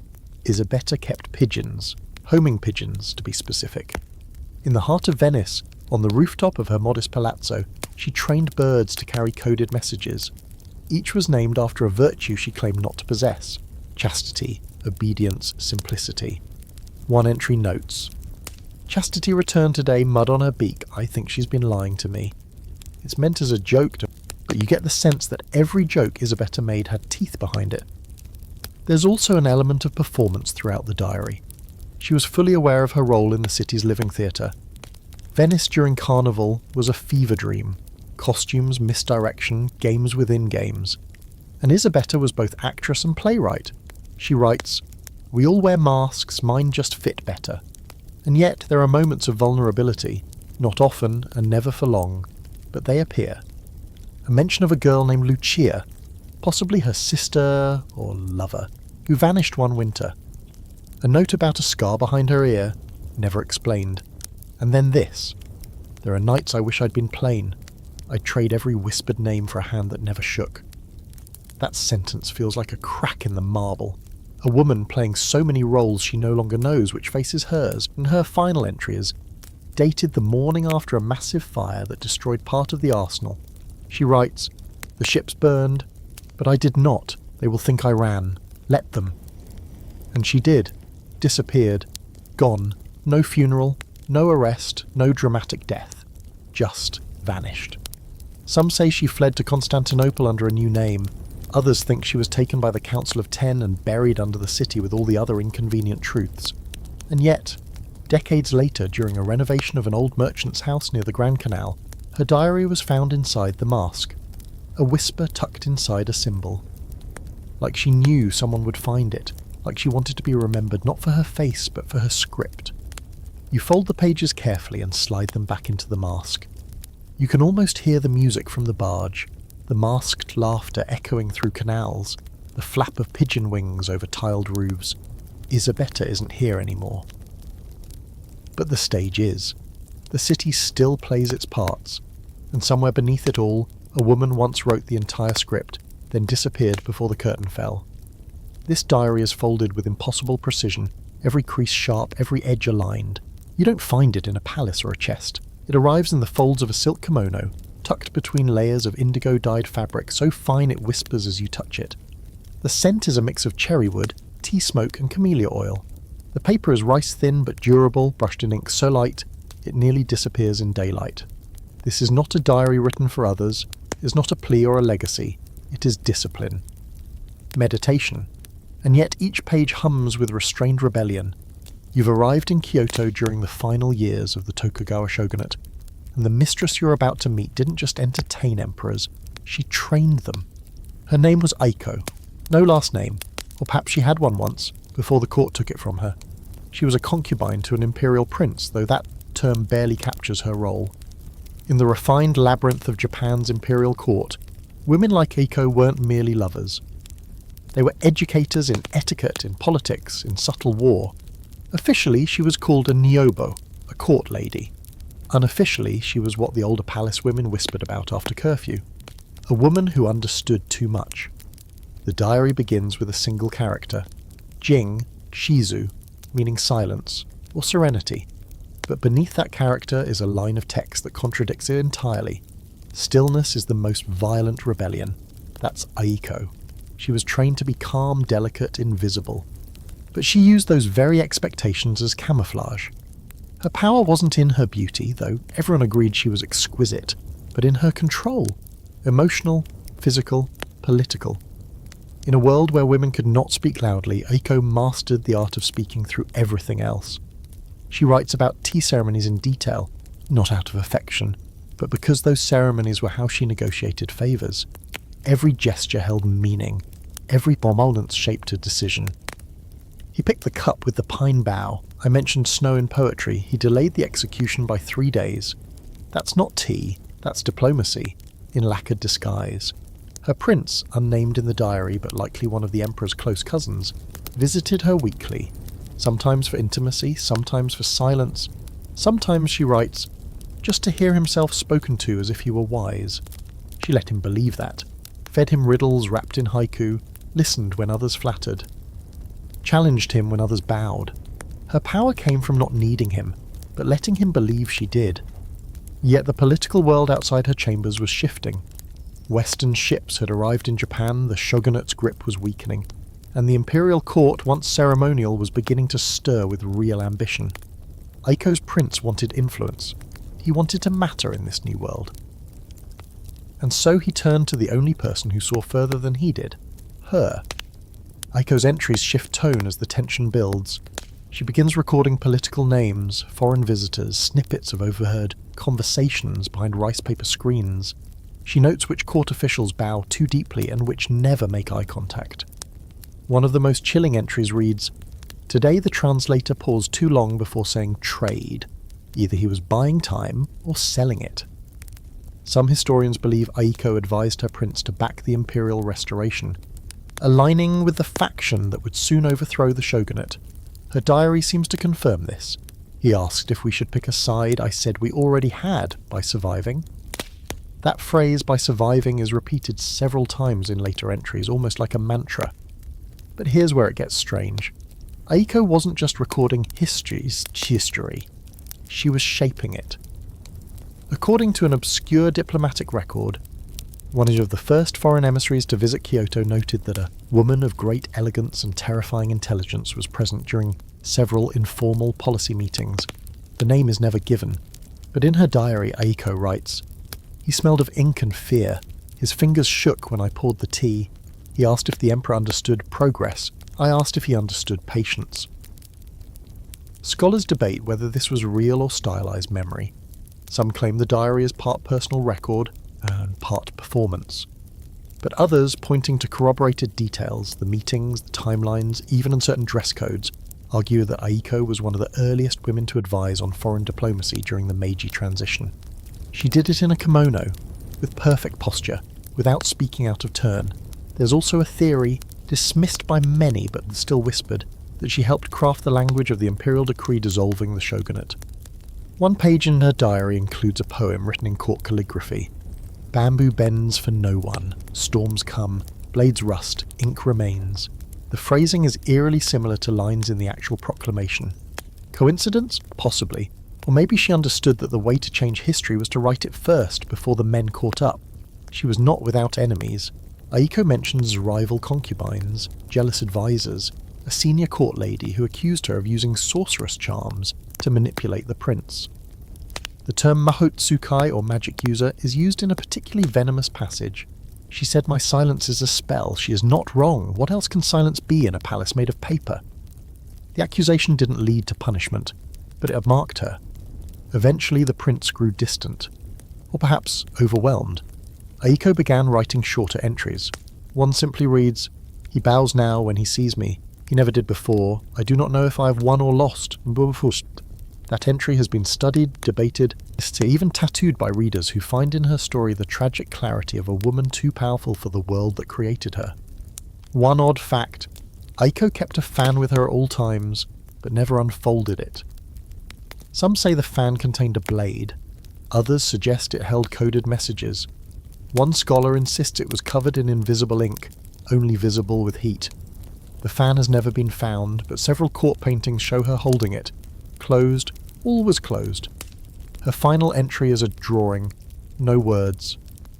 Just a single crane, wings extended, flying toward a mountain that looks suspiciously like Fuji. It's delicate, unfinished, and nearly lost to the folds of the paper. Below it, in tiny brushstrokes, one word. Enough. After that, she disappears from the record. No death notice, no mention in court logs, or say she was married off to a lower noble to remove her from court. Others believe she retired to a temple in the northern mountains. A few claim she became an advisor to the empress herself, operating from behind a veil of fiction and femininity. The truth is no one knows, but her diary survives, tucked in silk, folded like a letter to a future that might understand her. You close the final page and breathe in the soft perfume of old camellia. The paper crinkles like distant wind through reeds, and for a moment you swear you hear the faint tap of a fan against a lacquered table. Not applause, not warning, just presence. The diary in your hands now is stiff, bound in cracked leather, singed at the corners and spotted with something that might be wine or blood. The pages are rough and uneven, torn hastily from multiple sources: parchment, ledger paper, the back of a sermon. It smells of iron and old mildew. This one didn't survive the centuries in a velvet box or behind some silk-covered panel. It was stuffed beneath floorboards in a narrow cell within the Bastille, and it has bite marks, human ones. Welcome to revolutionary France, where the guillotine waits like a promise, and the mistress whose voice you're about to hear might have had more to do with toppling a king than anyone ever guessed. Her name, scribbled half-legibly on the inner cover, is Antoinette Delors. Not to be confused with the Queen, though their names would become dangerously tangled. Antoinette was a seamstress's daughter from the outskirts of Paris, raised with dirt under her fingernails and a tongue too sharp for polite society. At 17, she was working in a tavern frequented by lower-level nobles and well-fed revolutionaries. At 19, she was the mistress of a man in the king's cabinet, Baron Lucien de Valcourt, and by 20 she was passing on every word he said at dinner to a man named Rousseau. Not that Rousseau, a different one. A printer. A man with ink on his sleeves and a pistol in his boot. Her diary begins in the Bastille, her final resting place. She wrote it there using whatever scraps she could steal, in the margins of smuggled books, even on the inner seams of her dress, which she carefully unpicked and rewove. She stitched truth into fabric and inked treason into prayers. The first entry: "They will call me whore, liar, traitor. They will be right. They will also be late. Antoinette wasn't just a lover. She was a courier, a double agent, some say. She moved between aristocratic salons and underground printing houses with the ease of a woman who understood that class was just another costume. Her body was an entry pass. Her mind was the real weapon. The diary is filled with phrases like, "He sleeps after wine. I read his letters." Or, "They think I do not hear behind curtains. I am the curtain." She passed messages inside corset boning and coded song lyrics, even once baked into a miniature brioche delivered to a journalist hiding in the catacombs. That one made her laugh. She writes, "The guards searched the carriage, but not the bread. Vive la pâte feuilletée." The diary also holds names, so many names. Nobles, ministers, servants, printers, mistresses of other men in power. She refers to them with aliases: the clockmaker, the violet nun, the bishop's ink. Some were likely real, others decoys. But one name recurs with eerie frequency: Marianne. Possibly a code name, possibly herself, possibly a woman whose face became the symbol of the revolution. Marianne speaks with fire. "I only hold the match," she writes. There's an entry about the king himself penned furiously across an old tax record. "He eats pheasant while the baker's son eats dirt. I have kissed the hand that signs these orders. I wiped my lips on silk and swore never again." That entry is dated just 3 days before the storming of the Bastille. She was there, or near enough. She writes of smoke, of screams, of watching the crowd move like a body with too many heads. "Revolution smells like sweat and metal and wet bread," she notes. And then, silence. A blank stretch of missing pages, torn likely or destroyed. When her words return, they're written with a different hand, slanted, rushed, smeared. The entries become more frantic, less lyrical. The walls are closing in. She knows she's being watched. She doesn't trust her guards, or her food, or her own handwriting. They brought soup again. Is always soup? Is it poisoned or merely tedious? One night she hears screaming in the cell below hers. She doesn't know who it is. Or maybe she does. She writes, "They say the queen weeps in silk. I scream in rags. We sound the same in the dark." That single line has become famous in some circles, etched into protest banners, printed on tea towels, because we live in an age that commodifies rebellion. But when she wrote it, it wasn't for drama. It was resignation. And here's where it gets truly strange. Her final entries begin to speak directly to someone, not a lover, not a guard, possibly to us, possibly to history itself. You who read this, you who think I wanted power, I wanted vengeance, the two are not the same. One page is covered entirely in rows of slashes and dots, thought to be a primitive cipher. A few historians believe they correspond to addresses across Paris, locations of safe houses or printing presses. Others think it's nonsense scrawled by a woman losing her grip, but one decoded sequence matched the location of a known Jacobin gathering place. Coincidence? Maybe, but Antoinette was never a woman who trafficked in coincidence. There's a popular fringe theory that she was the real author behind several anonymous pamphlets published in 1789 that condemned the monarchy and called for the redistribution of wealth and land. The tone matches, the phrasing matches, and in her diary she references a draft titled "Feast of Bones," a phrase found only in one of those pamphlets. Did she write it? If so, she didn't live to see it change the world. Her final entry is scrawled in charcoal across the inside cover of a torn Bible. "They will cut off my head. They will say I died for what I knew, but I die because I refuse to forget it. The ink runs in places, not from water, from tears, or maybe blood. Hard to say. She was executed days later, if the smudged execution log is accurate. Unknown woman, enemy of the people, no confession." But here's the twist. The diary wasn't found until years later, during renovations to the Bastille ruins. Not by a scholar, not by a collector, by a child playing in the rubble. The pages were passed around, sold, smuggled. Some ended up in archives, others in private hands, but all of them carry her voice, defiant, furious, unfinished. You hold the last page, and the cell seems to close around you. Dust thick in the air, stone cold against your back. Somewhere outside a blade falls, not in reality but in your memory, and in its echo a voice whispers, "I did not survive, but I was never silent." The diary comes wrapped in silk the colour of crushed garnet, knotted with golden thread in an intricate Mughal-style pattern that's more mathematics than embroidery. You find it sealed in a lacquered wooden box lined with sandalwood shavings, tucked away inside a faded compartment of a library thought to be long forgotten. It smells like rose attar, cinnamon, and the dried ink of 1,000 forgotten poems. The paper is soft, burnished at the edges, as though it has been thumbed through many times by hands that once wore henna and gold. This one isn't written in fear or coded in the margins, it's a declaration. Bold, sensual, fiercely intelligent. Tonight you're reading the voice of a woman who ruled through art, seduced through intellect, and recorded it all without apology. Her name was Mejunissa, and she wasn't just the mistress of an emperor, she was the ghostwriter of an empire. Her full name is still debated. Some believe she was an early version of a known courtesan. Others think she was erased entirely, but what remains of her words, scattered across 6 books of poetry, hidden footnotes in translated histories, and this diary, tell us she lived within the glittering, incense-filled court of Emperor Jahangir in the early 1600s, the same Jahangir who adored painting, perfume and wine, and who, despite wielding unimaginable power, often trusted women more than his ministers. Mehrunnisa never had a royal title, but she didn't need one. She was fluent in Persian, Arabic, and the language of seduction, which, in her case, meant listening with absolute silence and then speaking with disarming clarity. Her first diary entry reads, "He asked if I was a poet. I said no. I am the reason poetry exists." You can almost see the smirk behind those words. Unlike many mistresses of her time, Mehrunnisa didn't rely on beauty alone. Her strength was storytelling, not just in poetry, though she was exceptional at that, but in her ability to craft narrative, about herself, about the emperor, about the empire. When foreign dignitaries visited the court, she composed the welcome verses that were whispered over wine.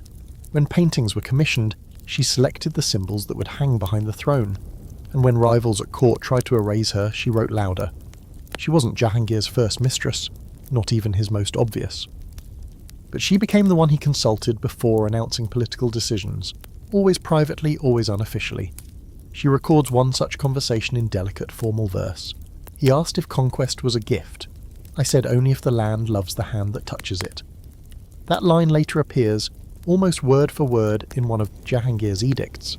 Coincidence? Maybe. Or maybe she was the ghost behind the gold.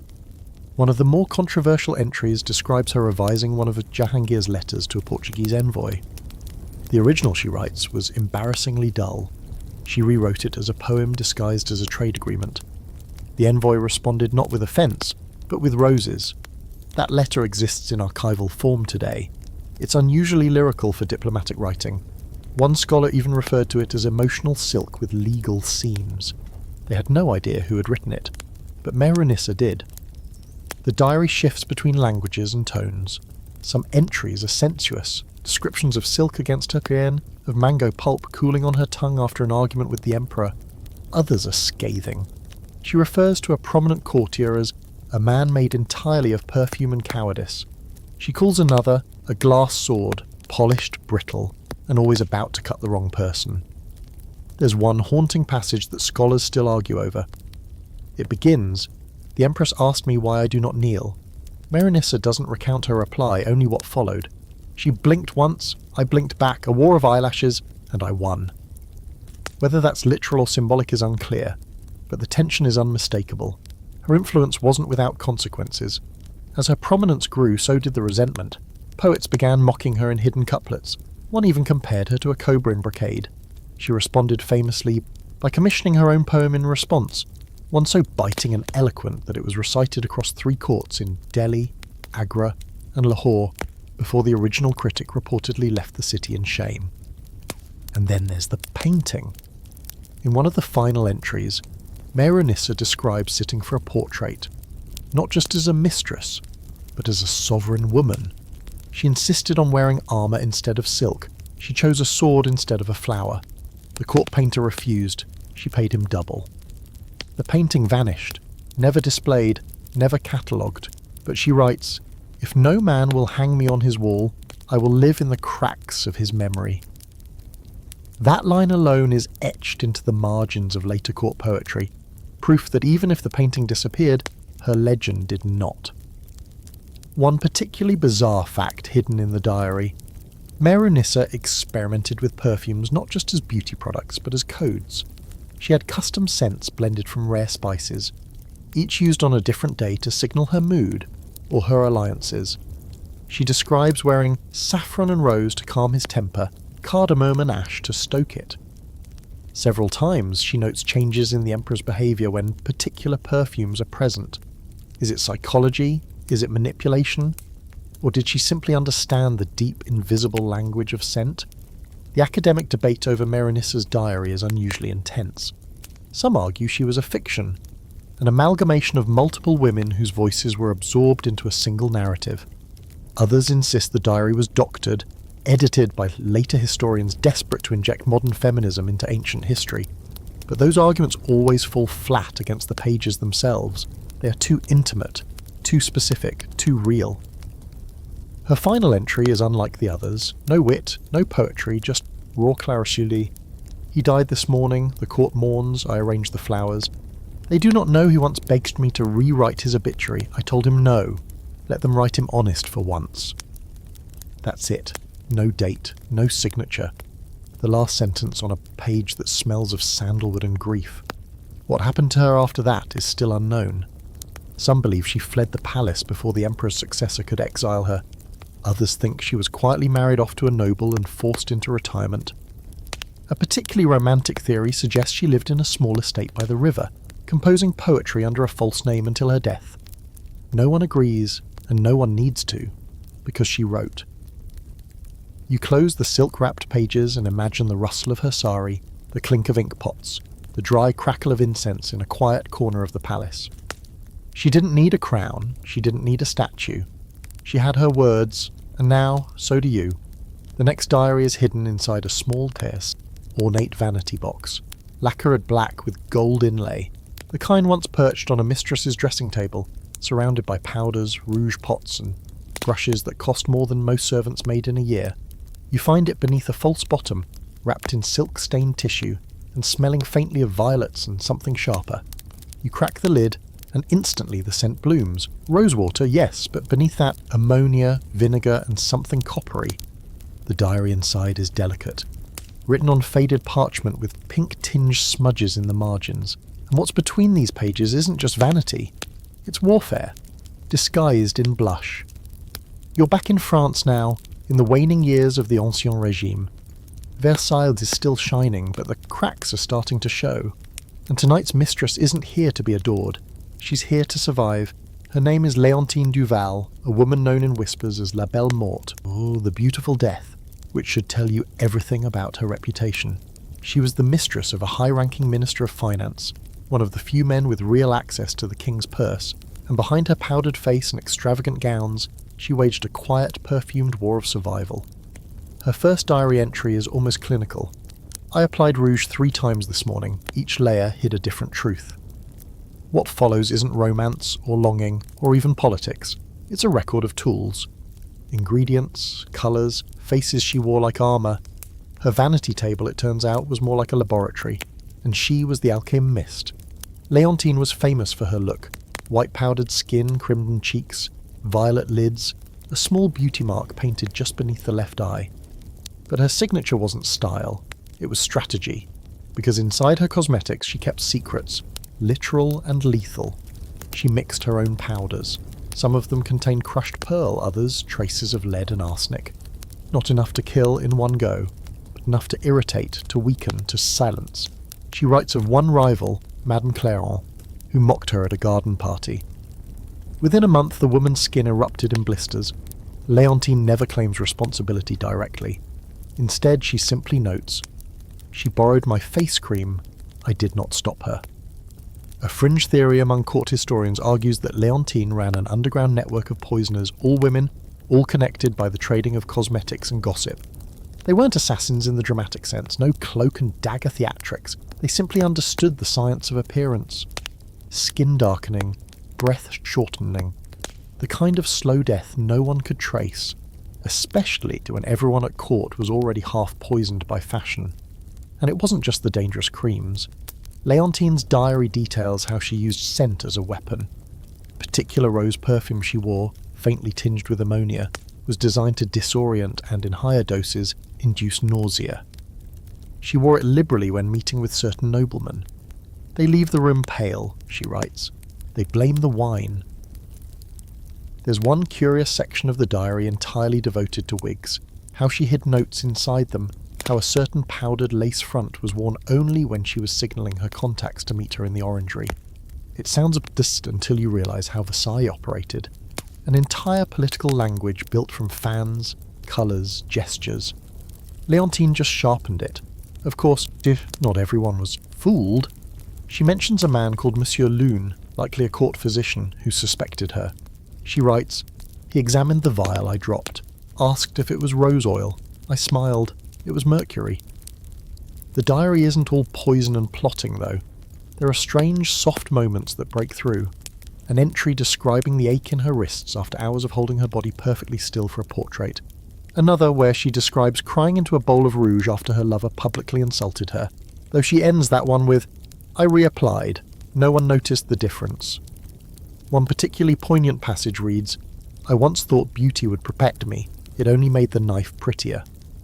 That line has become infamous, quoted in novels, scrawled across protest walls. It's even printed on the packaging of a luxury skincare brand that clearly missed the point. Then there's the powder box. Leontine describes it in detail. Silver, engraved with vines, always kept locked. Inside were not just her cosmetics, but a collection of dried herbs, sealed notes, and what she refers to cryptically as remedies for betrayal. One page in the diary seems to list recipes, half-coded, half erased. Lavender, wormwood, white lead, crushed cherry pits. It's hard to know whether the list was real or part of a performance. Either way, the effect was chilling. And of course, there's the matter of her fall. She writes about the changing air in court, how younger mistresses arrived with newer perfumes, bolder fashions, sharper smiles. "I made my face a weapon. They made theirs a promise." She was slowly edged out, no longer the favourite, no longer invited to the inner rooms. Her final entries are increasingly bitter and strangely free. She begins to write in prose rather than fragments, reflective, angry, sometimes poetic. "They think I am fading, they mistake retreat for disappearance. They do not know I have already kissed their wine." It's unclear if that's metaphorical or literal. One fringe account claims Leontine attempted to poison the entire court during a masquerade, disguising her attack as a gift of perfumed handkerchiefs. The story is unconfirmed. Most scholars believe it's legend, but the diary ends around the same time as the supposed event. Her last entry is smudged, as if written in a hurry or under duress. "The mirror cracked this morning. I took it as an omen, or maybe a reflection." And then, nothing. Her name disappears from the guest lists. Her rooms are reassigned. No mention in death records. A few nobles claim to see her years later in Lyon, living quietly as a healer. Others insist she fled to Italy, where she opened a perfume shop under a false name and sold antidotes disguised as fragrance. But her diary remains, tucked inside the vanity. Surrounded by the ghosts of powders and petals, it hums with warning. You close it carefully, and as you do, a puff of faded rouge rises into the air. It smells beautiful. It might kill you. You set it down and glance at your own reflection in the mirror just to be sure. No blisters, not yet. This diary is wrapped in silk that no longer shines. It's gone soft with age, faded to the colour of dry leaves, stitched loosely with the golden thread that frays under your fingertips. The cloth smells of mould and molasses, and when you untie it, a wave of tropical air seems to breathe out from the parchment, spiced with rum, sea salt and sweat. The paper is thick, handmade, discoloured with the kind of damp that doesn't come from time but from storms. This isn't court paper. This is survival paper. Tonight, we're sailing far from Europe, across oceans of colonial ambition, into the heat-soaked jungles of the West Indies. This is the story of a mistress who didn't belong in anyone's history, because she never asked permission to be in it. She seduced a governor, dismantled a colony, and may or may not have driven him to full-blown madness. Welcome to the life of Cécile Dubois. You meet her first through her voice. The diary doesn't open with poetry, it opens with a warning: you cannot own an island. You can only occupy it until the sea decides otherwise. Cécile was born in Martinique to a French sugar baron and an enslaved woman from Dahomey. She was educated, multilingual, and by 16 already manipulating her way into a position of quiet influence. By 18, she'd moved to Saint-Domingue, where she became the mistress of the French colonial governor Etienne Larcher, a man twice her age and half her wit. She writes about him with chilling clarity. He called me his island. I became the hurricane. The entries that follow are not romantic. They're strategic. Cécile quickly realised that her lover held more power than he understood, and that proximity to him gave her access to letters, plans, cargo manifests, and trade routes. She writes with practiced detachment. I lie beside him, like a spy wrapped in silk. I smile. He speaks. And speak he did. The governor confided in her after brandy, after a thunder, after failed meetings with plantation owners. He trusted her with names, numbers, troop movements. She trusted no one. Every night she recorded it all in her diary, part observation, part confession, part blueprint for something bigger. She wasn't dreaming of dresses and carriages, she was building an empire inside her mind, piece by piece. One of the most shocking sections of her diary involves the market night plot, a series of secret meetings allegedly organised between Cécile and a group of Maroons, escaped, enslaved people living in the hills. She writes, "They brought me coffee, I gave them maps. She never claims to be their leader, never suggests she started the revolt. But the entries hint that she passed along just enough information to give them the upper hand in a skirmish that destroyed 3 plantations and left the colonial guards scrambling for control." Of course, scholars still argue whether Cécile's role in the uprising was exaggerated, or fabricated entirely by later writers eager to romanticize rebellion. But what no one disputes is that after market night the governor began to change. He grew erratic, paranoid. The diary notes that he stopped attending council meetings, began dismissing staff without cause, and once accused a rooster of spying on him. Yes, really. Cécile's comment, "He fears feathers now. I wore them in my hair that evening." Some fringe historians believe she deliberately gaslit him, dripping lies into his ear, subtly altering documents, moving items in his study to make him question reality. But her writing complicates that theory. She sounds almost mournful, almost regretful. He loved me as a child loves a mirror until it shows him what he is. It's not a villain speaking. It's a woman who understood how dangerous affection becomes when tied to power. And then there's the painting. She describes it midway through the diary. A portrait of her, commissioned by the governor, painted by a visiting French artist, and she writes, "He told the artist to paint me like an angel. The man chose shadow instead." The portrait was said to be scandalous, bare shoulders, amber eyes, and a single pearl balanced on her collarbone. The governor hung it in his study, then removed it 2 weeks later after claiming the eyes followed him. The painting vanished, possibly destroyed, possibly smuggled back to France, no one knows. One chilling entry follows immediately. "When a man builds his world around your image, make sure it cracks when you leave." And she did leave. Or rather, she disappeared. The diary grows more fragmented near the end, written in slanted lines, sometimes in code, sometimes in Haitian Creole. There are mentions of ships, letters sent under false names, a room in Port-au-Prince where she kept spare shoes and 2 pistols. She seemed to be preparing for something, or escaping something, maybe both. The final entry is dated on the day of a massive hurricane that struck the island. She writes, "The sea is louder than his voice now. The trees bow for no one. Tonight I will leave as I came, unclaimed." After that, silence. No body was ever found. The governor left behind eventually resigned. His final correspondence includes erratic statements about betrayal, haunted mirrors, and a woman who was never a woman at all but a dream sent to punish. He was institutionalized 2 years later. In one letter, he scrawled a single sentence across the margin of a shipping invoice. "The pearl rolled off her collarbone and into my throat." Interpret that as you wish.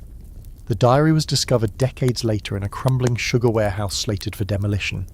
A worker found it wrapped in old linen inside a rusted tin box beneath the floorboards. It smelled of rum and salt and fire. A French historian smuggled it back to Paris, where it now exists in an archive marked Anonymous Colonial Accounts. Not quite erased, not quite remembered, but some people have not forgotten. In recent years, Caribbean poets have reclaimed Cécile's name, true or not, as a symbol of resistance. They recite her lines under moonlight, tattoo her phrases down their spines, even perform reenactments of her rumoured final hours before the storm. And always, the same line comes back: "You cannot own an island." You place the final page down and listen to the sea in your mind, rough and unapologetic. The scent of molasses lingers, thick and sweet. Somewhere a palm tree bends, a ship vanishes over the horizon, and a woman once called Mistress walks barefoot into legend, neither hero nor villain, just impossible to contain. This diary is the size of a glove. You find it hidden in a lace-trimmed pouch, folded beneath bolts of silk inside an antique embroidery chest. Not on display, of course. This chest hadn't been opened in decades, and the scent that rises from it is delicate and complex.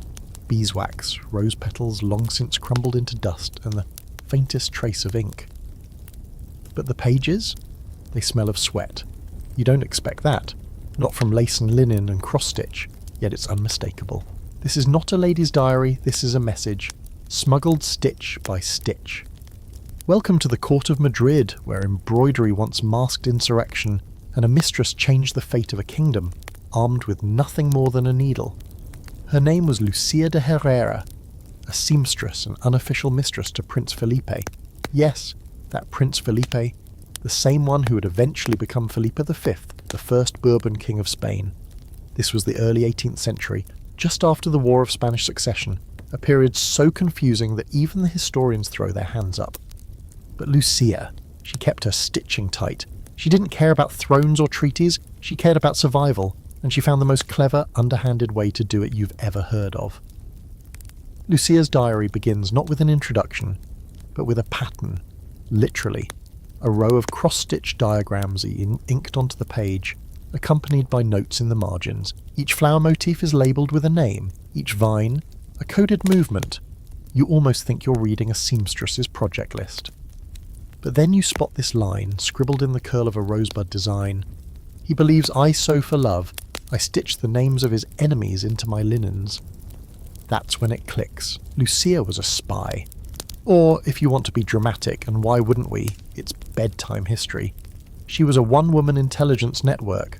Her embroidery didn't just decorate, it delivered. Using a complex cipher of stitch styles, thread colours, and floral motifs, she embedded political messages into pillowcases, handkerchiefs, altar cloths, even the hems of court dresses. These messages were then accidentally gifted, traded, or left behind in the hands of those who knew how to read them. You think that sounds implausible? Well, some of those same cloths survive today in dusty corners of Spanish collections, and guess what? The embroidery is odd. Unusual colour pairings, repeating symbols where there shouldn't be repetition. One border repeats the exact same 8-petal flower 17 times, an obsessive flourish that would be meaningless to most, but not to Lucia. She writes, 17 petals, 17 names, I will not weep for any of them. So how did a seamstress become a mistress? And how did a mistress become a threat? Lucia was assigned to the royal court as part of Queen Maria Louisa of Savoy's dowry entourage. She was supposed to stitch altar linens and repair royal wardrobes, nothing more. But Lucia had a mind like a lockpick. She listened as she worked, in salons, in dressing rooms, in corners where ministers forgot she was even present. She writes, they talk more freely around pins than pistols. And eventually she caught the prince's eye. Not for her beauty, although she was certainly striking, but for her wit. She once corrected his Latin mid-sentence, and rather than punish her, he invited her to dinner. That night they began an affair. She calls it a distraction wrapped in opportunity. Her influence was never public. Lucia was too clever for that. She used her position to gather information, sure, but she also redirected it, changed what Felipe heard, slanted what he read. He trusts my fingers more than my voice, she writes, so I speak through my stitching. And it worked. For a time she passed intelligence to those opposed to the Bourbon, supporters of the Habsburg claimant Charles. Ironically, she was sleeping with the enemy while secretly undermining him. This has led some historians to question her loyalties. Was she a traitor to Spain, or simply a patriot for a different version of it? There's a fringe theory that Lucia helped smuggle military coordinates to Charles's supporters by sewing them into ceremonial church linens intended for Mass. One fragment of cloth housed in the Cathedral of Toledo contains a vine pattern that, when mapped geometrically, allegedly outlines the fort positions along the Tagus River. Again, maybe that's a stretch, or maybe she was just that brilliant. Her most infamous entry involves a royal christening gown. Commissioned for the prince's nephew, it was to be a masterpiece of embroidery. Lucia volunteered to work on it personally. In the folds of its intricate lace she stitched a single Latin phrase, almost invisible to the naked eye. Fiat voluntas mea, let my will be done. The phrase was only discovered years later, and no one could say who had added it. Now we know, but of course all masterpieces must eventually unravel. Lucia's diary grows darker as suspicion begins to circle her. She notes that her tools are inspected more often, her quarters searched. A rival seamstress begins asking questions. The prince becomes distant. Not cruel, just cautious. She writes, "He used to trace the embroidery on my sleeves. Now he fingers his rosary when I speak." One of the last entries reveals that she burned several of her works before they could be discovered. Entire nights of stitching reduced to ash. She laments not the work lost, but the truths buried with them. They can erase my cloth, but they will never clean the blood from their hands. There's no record of her trial, no official accusation. She simply vanishes from the court ledgers one winter. The official story says she died of fever. But her diary hints otherwise. The final line, stitched directly into the lining of her embroidery bag, yes, stitched, not written, reads, "I was not the pattern, I was the needle." And there the diary ends, but it hasn't been forgotten. Textile historians, cryptographers, and a few determined conspiracy theorists still study her works. Some even try to replicate her stitch code, though no one has cracked the full system. The embroidery fragments attributed to her are rare, revered and feared. There's an ongoing rumour that one cloth still hidden in a monastery contains a confession that could implicate multiple noble families in a coup attempt. No one's confirmed it. No one's willing to look too closely. You fold the diary closed, the silk crinkling softly like breath. In the stillness you imagine her bent over candlelight, needle flashing, thread twisting like secrets between her fingers. She wasn't royalty. She didn't wear a crown, but she embroidered kingdoms and unpicked them, one hem at a time. You find this diary where no one was ever supposed to look, behind a two-way mirror, embedded in a wooden screen carved with vines and birds and geometric impossibilities. The wood is dark and rich with oil, but faint scorch marks run across one edge, like someone tried to burn it and thought better halfway through. The mirror itself is cloudy, warped with age. You can see your reflection in it barely, blurred, distant like you're looking back in time, and behind the frame, pressed between pages of flattened rose petals and faint traces of coal, is the diary of a woman who was both ornament and architect in a palace designed to make her disappear. Tonight, you enter the harem of the Ottoman Empire. But this isn't a fantasy of cushions and curved swords, this is a chessboard built in velvet and silence. And the mistress who wrote these pages, she didn't play the game, she designed it. Her name was Humaira, meaning red moon, though it's unclear whether that was her real name or one given to her when she entered the imperial harem in Topkapi Palace sometime in the late 16th century. Her diary begins in Arabic script so delicate it could be mistaken for decoration. The first page contains only one line. "They brought me here as a gift. I became a mirror." That sentence sets the tone for everything that follows.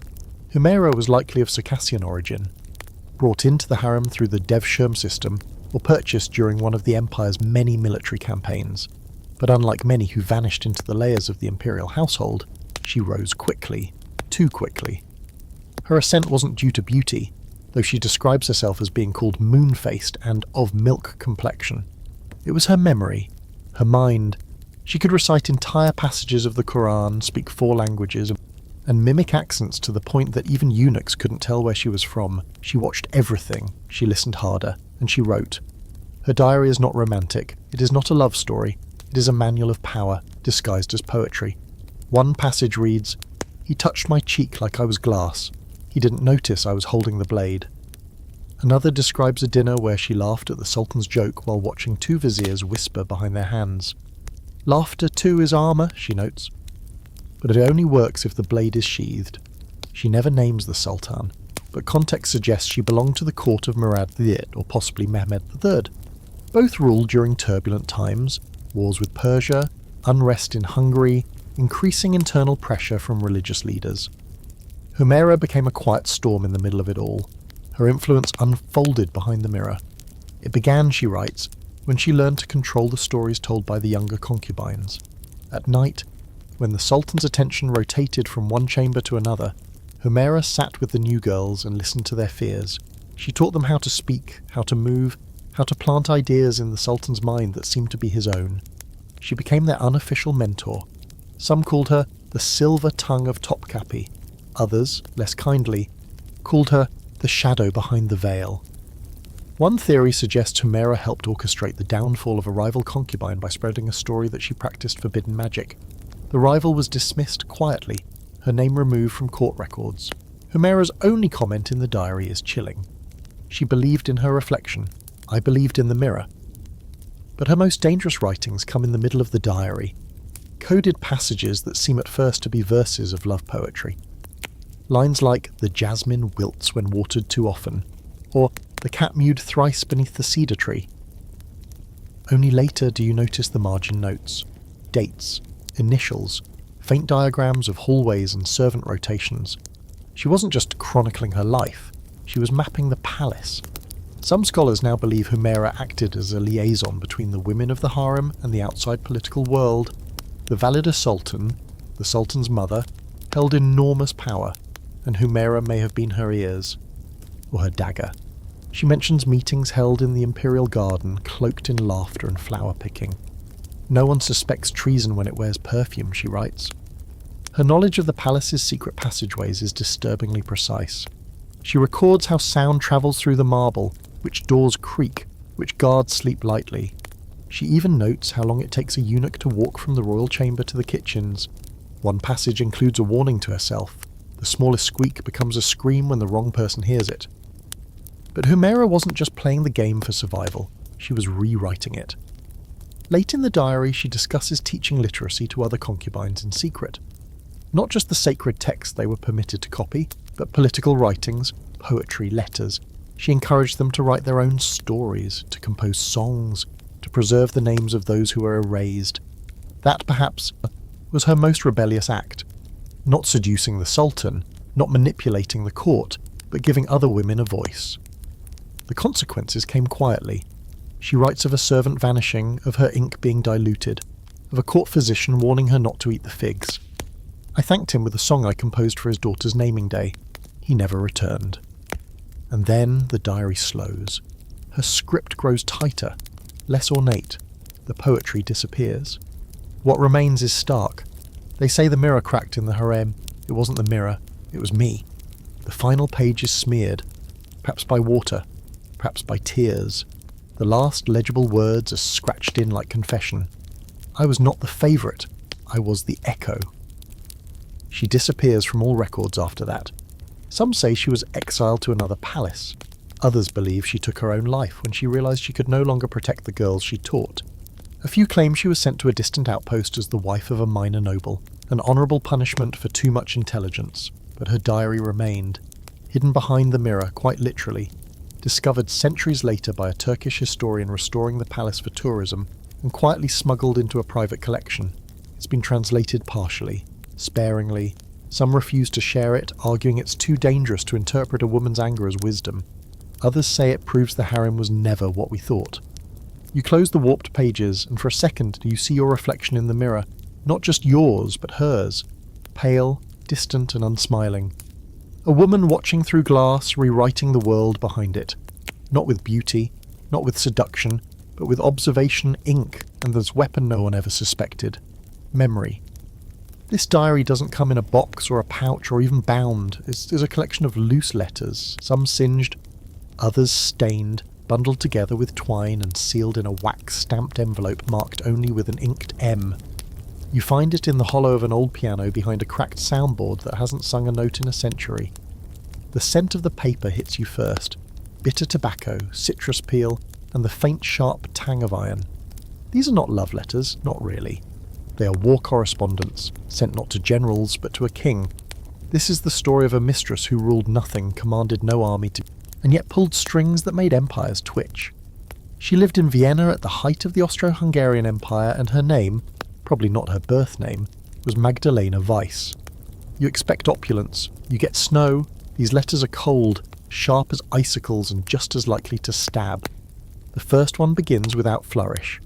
You will never be alone in your thoughts again. That is the price of loving me. That's not seduction, that's a curse. And yet, the emperor, widely believed to be Franz Joseph the First, read them all, kept them. Some were even found still tucked beneath his pillow after his death. Magdalena was never announced as a royal mistress. She had no title, no estate. She was a composer's daughter from the outer districts of Vienna, trained in piano, and fluent in French, German and Latin. She met the emperor not at a ball or a salon, but at a state funeral. She was playing the organ. He asked for her name. She said, "I don't give it to just anyone." That line, according to one letter, made him laugh and return the next day. Their relationship was unlike the others. He didn't keep her in a private chamber or visit her only at night. He invited her to debates, to briefings, to war councils. Not officially, of course. She was the pianist's daughter, always seated just outside the room, taking notes. But those notes, they were smuggled out every evening in her gloves. She writes, "I memorized the casualty numbers while powdering my face." Some historians believe Magdalena was a nationalist sympathizer. Others say she was a pragmatist, supporting whatever would give her the most leverage. Her letters don't reveal a clear allegiance, but they do reveal a woman who understood geopolitics better than most of the men making decisions. She critiques military movements, mocks diplomatic language, and once describes a visiting ambassador as a velvet box with no ring inside. There's one letter where she details an intercepted message from the Russian court. She doesn't say how she got it, only that it had arrived in a bouquet of chrysanthemum, hidden inside the petals. She writes, "Tell your generals the border is already ash, they just haven't smelled the smoke yet." The emperor reportedly cancelled a meeting with the Russian envoy the next day. Some entries read more like intelligence reports than love notes. She describes train schedules, troop morale, even food shortages among civilian populations, facts the emperor's own advisors often filtered or softened. She didn't. "I will not lie to protect your sleep," she writes. "You are not a child. You are the storm." And yet, there's tenderness here too. In between the sharp observations and clipped commands, she inserts details only a lover would notice. "You forgot your glove on the left hand again today. Are you grieving something or just careless?" Or, "The sugar in your tea is less than last month. You always sip faster when you're afraid." She knew him, not just as a ruler, but as a man, and she used that knowledge to push, to warn, and sometimes to wound. There's one bizarre and much debated letter that includes a full page of musical notation, original composition. The melody when played is simple but unsettling, like a lullaby stretched just a little too thin. She labels it Waltz for a Crumbling Empire. Some theorists believe the rhythm matches the schedule of troop movements to the Balkans. Others say it's simply art. Either way, it's haunting. But the letters weren't just sent. Magdalena copied them, kept them, annotated the margins with tiny comments like, "He didn't listen to this one," or "He smiled, but his hands shook." These versions, the ones you're reading, were never meant to be seen by anyone else. They're raw, exhausted, furious, and near the end, afraid, because the tide was turning, revolts were spreading, assassination rumours hung in the halls like fog. Magdalena writes, "They watch me more now, as if a woman with no army can kill an empire." She was right to worry.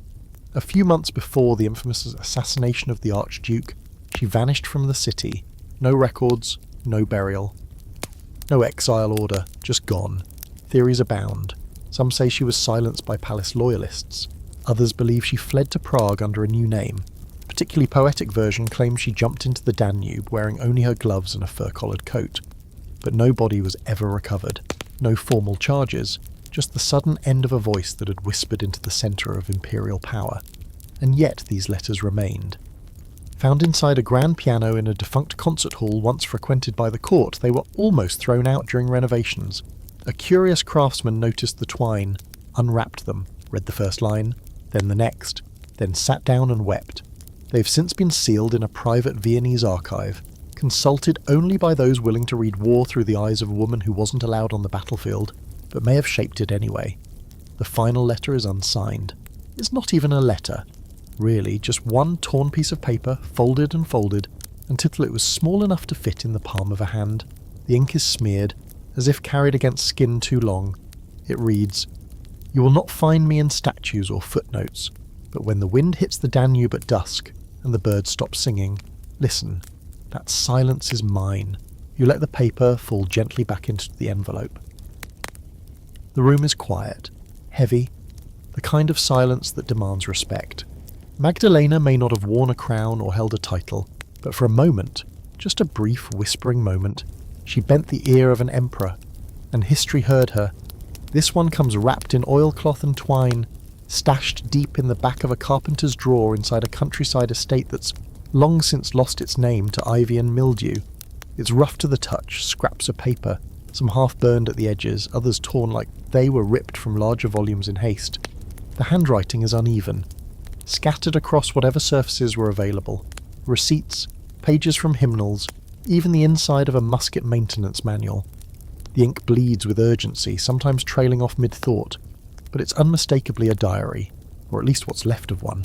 This isn't Versailles. This isn't Vienna. Tonight you're in the American colonies, just before they stopped being colonies at all. And the mistress in these pages? She didn't wear perfume or lace. She wore soot-loaded rifles, and once kissed a general with gunpowder still on her hands.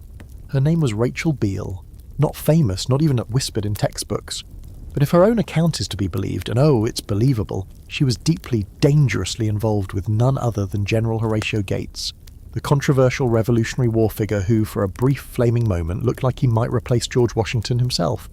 That didn't happen, of course, but Rachel, she was there for the spark, and maybe the sabotage. Her first surviving entry is scrawled in charcoal on the back of a militia payslip. It reads, "He told me I was clever for a tavern girl. I told him he wasn't clever enough to keep that thought quiet." And just like that, you meet a woman who isn't asking to be remembered. She's daring you to forget her. Rachel ran a tavern outside Albany, New York, a critical stop between major Revolutionary War camps. It was neutral ground, supposedly. Soldiers from both sides passed through, drank hard and talked too loud. She made them all believe they were safe, and then she listened. According to her diary, General Gates first arrived during a heavy storm. He was damp, irritable, and less impressed with Rachel than with her bourbon. But she served him with a smirk, corrected his pronunciation of Mohawk River villages, and by the end of the night was sitting across from him, polishing her musket and asking why a man with so many medals had such nervous eyes. They became lovers, and more than that, confidants. Rachel didn't ask permission, she gave advice, tactical advice even. And Gates, perhaps inflated by ego or dulled by exhaustion, listened. One of her notes reads, "Told him not to trust that British defector. His hand shook when I mentioned Canada." Days later, that same man was found trying to flee with stolen correspondence. No one knows how Rachel knew. She never explains, she simply writes, "I grew up around pigs, you learn to smell the rot." But her influence didn't stop at pillow talk. Rachel had an unofficial network, mostly other tavern owners, laundresses, and stable hands, all women, all invisible.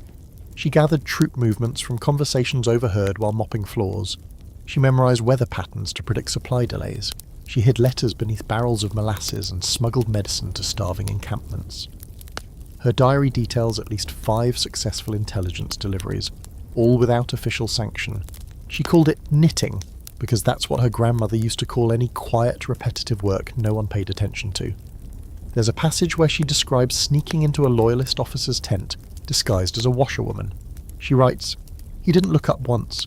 Not when I dumped his laundry, not when I picked up the letter he dropped under the stool. They lose wars because they forget we're not furniture."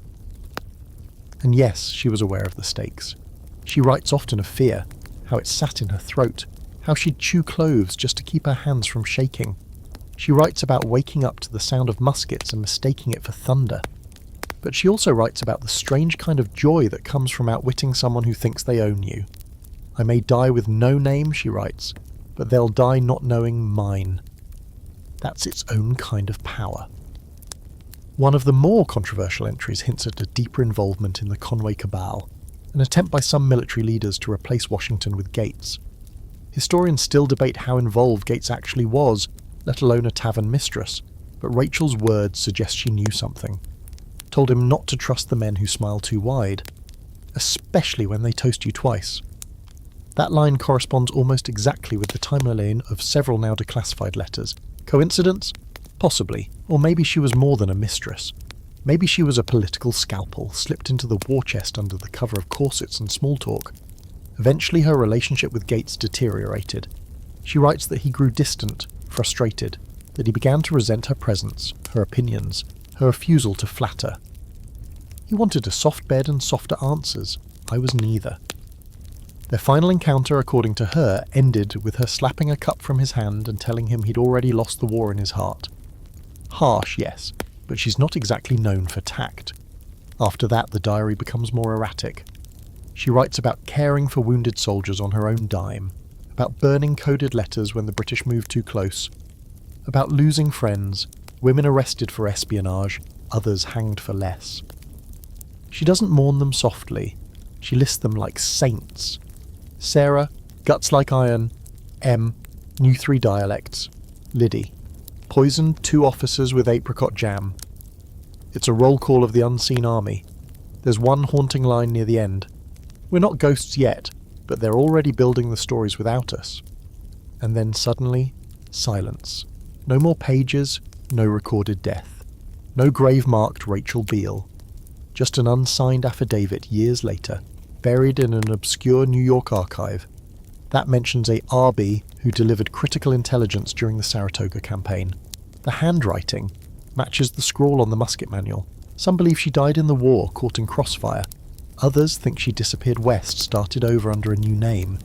A few claim she lived out her days running a school for girls, teaching them to read maps and history from both sides. But what's left are her pages, stitched together from the margins of history, stuffed into a drawer meant to hold nails and spare piano wire. You set them down and imagine her, apron dusted with flour, hands smelling of gun oil and peppermint, eyes sharper than any bayonet. She didn't fight with flags, she fought with information. And in the War for Independence, that was often the most lethal weapon of all. This one comes wrapped in skin, not human thankfully, but rawhide, weather-cracked and smelling of sand, smoke, and a whisper of rosewater long since dried to dust. You find it hidden beneath the floorboards of a caravan wagon abandoned along the old Silk Road. The pages aren't paper, they're pressed palm fronds, stitched together with black horsehair. It creaks when you open it, like it hasn't been touched in centuries, and maybe it hasn't. What you're holding now is a record of dust and diamonds, of betrayal beneath minarets, and power that wore no crown. You've entered the world of trade caravans, empires without borders, and a mistress who carried secrets from one end of Asia to the other. Her name was Layla bint Harun, and she may have been the most dangerous woman in the world, by sheer mobility alone. She was not palace-bound. Layla's life was motion, caravan to caravan, city to city, empire to empire. Born somewhere near modern-day Samarkand in the late 1300s, she refers to her birthplace only as the city where stars fall in the bathhouse steam. She was the daughter of a merchant, possibly Jewish, possibly Muslim, possibly both depending on who was paying taxes that season, and trained from an early age in accounting, horse care, and how to smile at men without promising anything. Her first entry is brief, scratched into the rough surface of a dried leaf. I have learned to walk silently between tents. That is where the truth hides. From there, her writing grows sharper, more deliberate. She records every detail of the people she encounters, not just names and titles, but how they hold their tea, which eye twitches when they lie, how many guards they keep near their bedroom. She is both memoirist and spy, and she's only 17 when she becomes the mistress of a Mongol Timurid nobleman she calls the Falcon. He is brutal, unpredictable, and absurdly powerful. She never names him directly, but clues suggest he was a cousin, or possibly a bastard son, of Timur himself. He kept Layla not in a palace, but in a moving tent of black silk and ivory poles, travelling with him across steppes and deserts like a private treasure. She writes, "I was both prisoner and compass. He followed me even when he thought I followed him, but Layla was never content to be decoration. She listened to his council meetings through the tent flaps. She memorised trade routes. She traced the movement of gold, salt and information across the sands.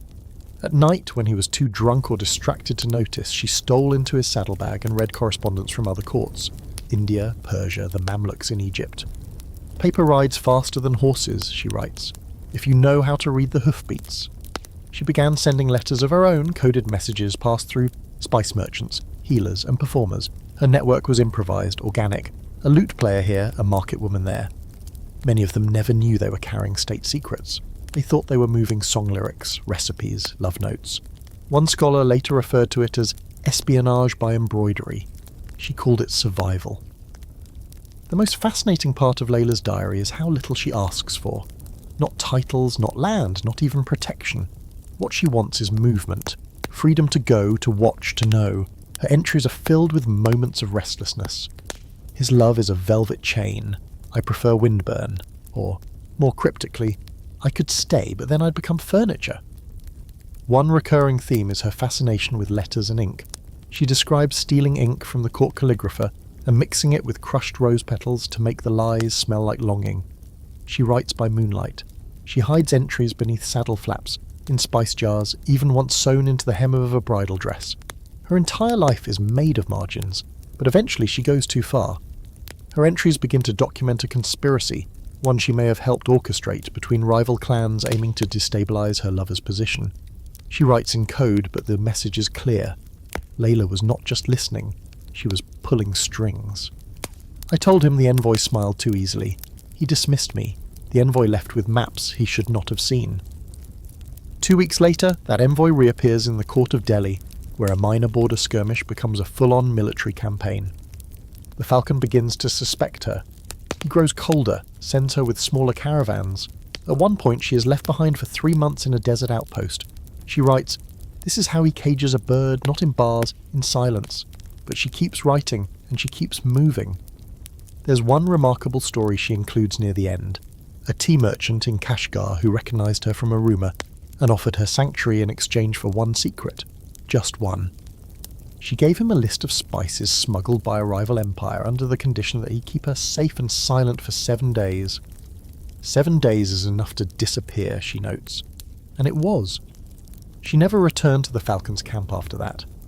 Some say she made her way south, became the advisor to a wealthy sultana in Multan.